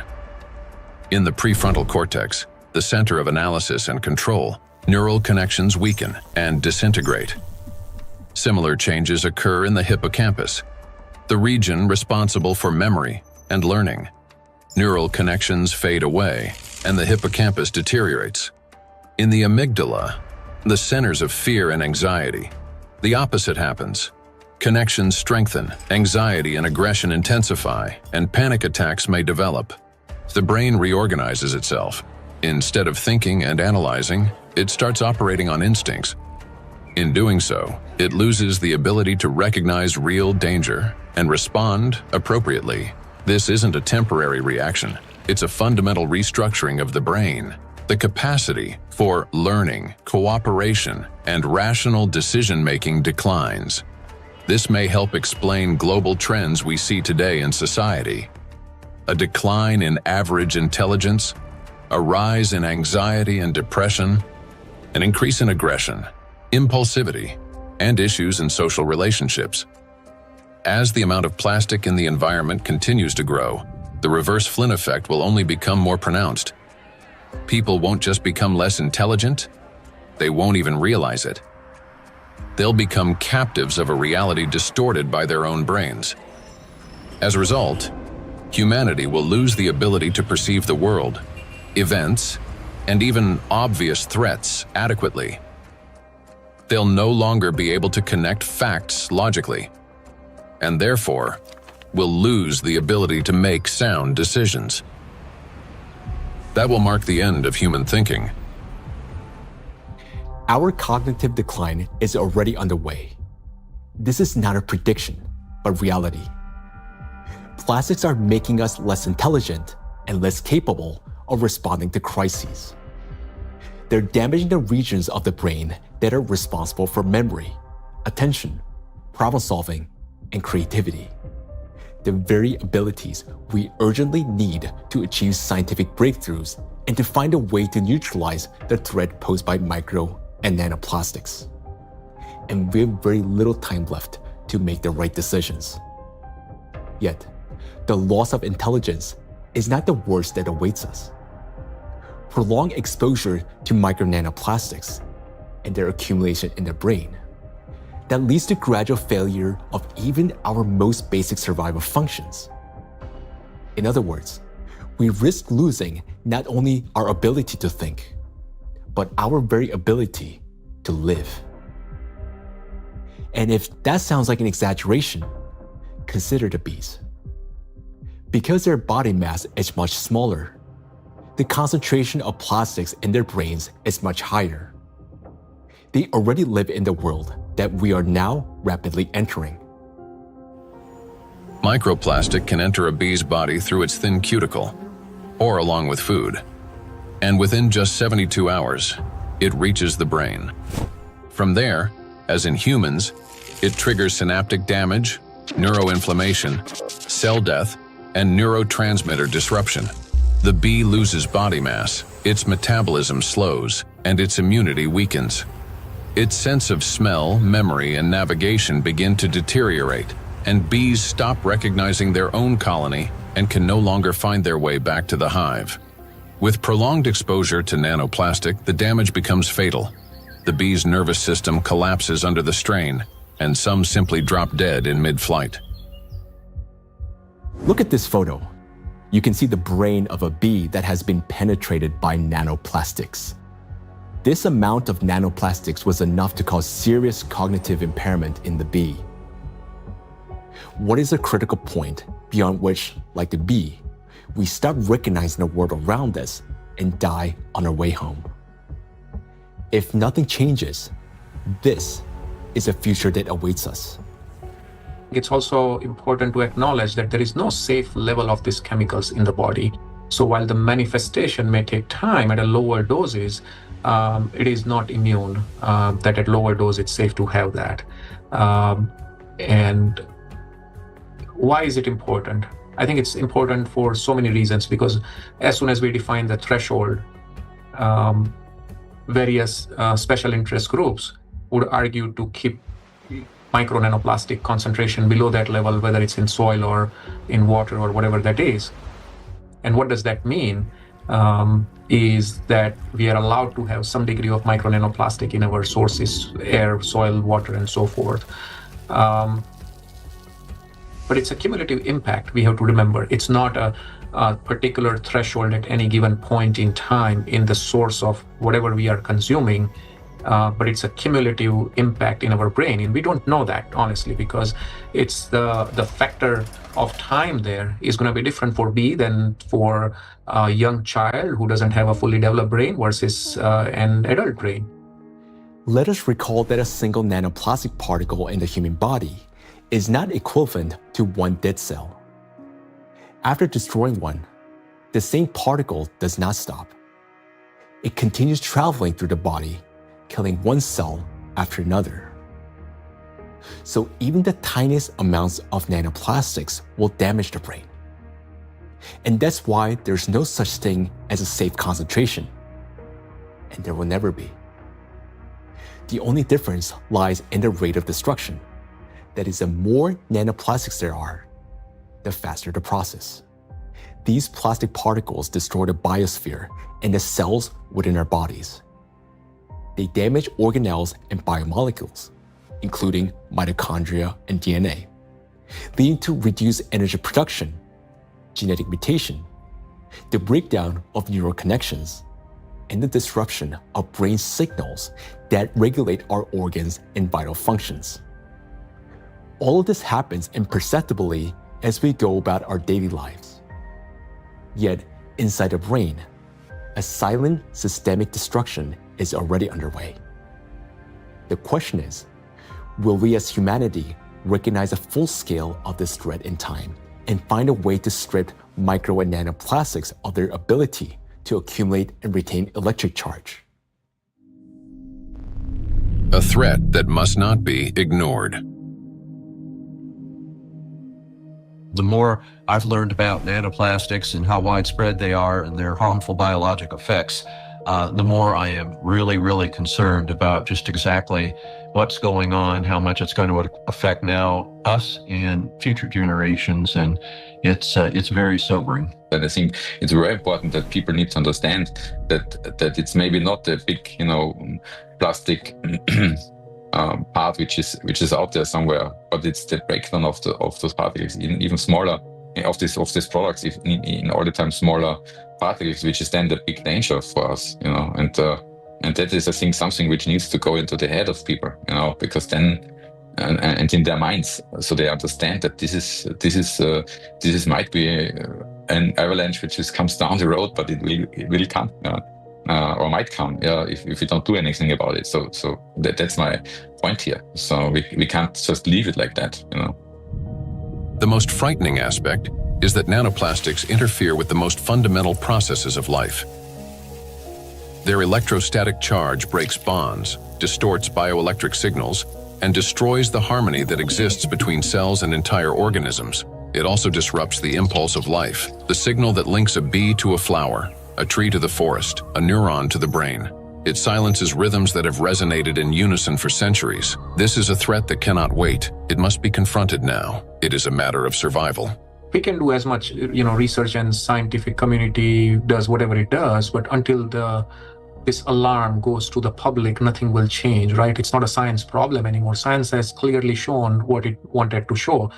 Maybe there will be 10 more studies in the next few years, right? And then what, right? Until we change, and this change is based on the public opinion. I want to leave something which is, our legacy should be habitable by our future generations. And that's the pure purpose we all have in common. If we can connect to our own health, I think that is way more powerful and more appealing for all of us to collectively act on this together. I think that's a very important point. And I think at a societal level, we all have to incorporate the other dimension beyond, in our balance sheets, beyond the dollars and pounds and euros and rupees, right, is the health, the impact on the health. And I think that has to be a part of the balance sheet, because what are we making money for if we can't survive or have a good quality of life? Then everything else is worthless for us and for the future generations. I think maybe a reason why I do that, to just show by example that we need to do that. It's my big, hope that I can contribute to a solution, and also to people thinking about it, talking about it, and acting accordingly to make this world a better place, and not just always a worse place for the future, especially for the next generations and for my son and for families, and of course all over the world to take care. And I'm trying to contribute the awareness of people, to explain, to show them the risks, and to make them understand the problem, the real extent of problem, to put them into action. So I just want to say one last word, that we only have one planet, and this planet is not single use, so we should consider this. For too long, we have lived under the comforting illusion that there's still time, that humanity will always have a chance to recognize, understand, and respond. But that time has passed already. Our greatest challenge now is to find a solution before we cross the point of no return, while we still have both our intellect and the little time that remains. But for this to happen, all of humanity must first grasp the true scale of what is unfolding. Only then will we be able to direct our full scientific potential and resources toward finding a solution. As we have seen already, no single individual, organization, or nation alone can solve such a complex problem. The scientific community of ALLATRA has been searching for the solution for 2 decades, and although it hasn't been found yet, we know it exists. We understand that the answer lies at the intersection of physics, chemistry, and biology, which means that the solution is achievable, and finding it is essential for survival. Through years of research, we have come to clear understanding that the efforts of the entire global community must be united, and urgently. The challenge before us is enormous: to find a way to strip micro and nanoplastics of their ability to accumulate and retain electric charge across the entire biosphere, not just in a test tube or single organism. And to do so without harming humanity, the planet, or disrupting the Earth's magnetic field. Today, micro nanoplastics are present in every human being, including newborns taking their very first breath. In fact, unborn children developing in the womb are already exposed to these tiny particles, and even human eggs and semen are now contaminated and impacted by nanoplastics. For the first time in history, we face an enemy that threatens all life on the planet.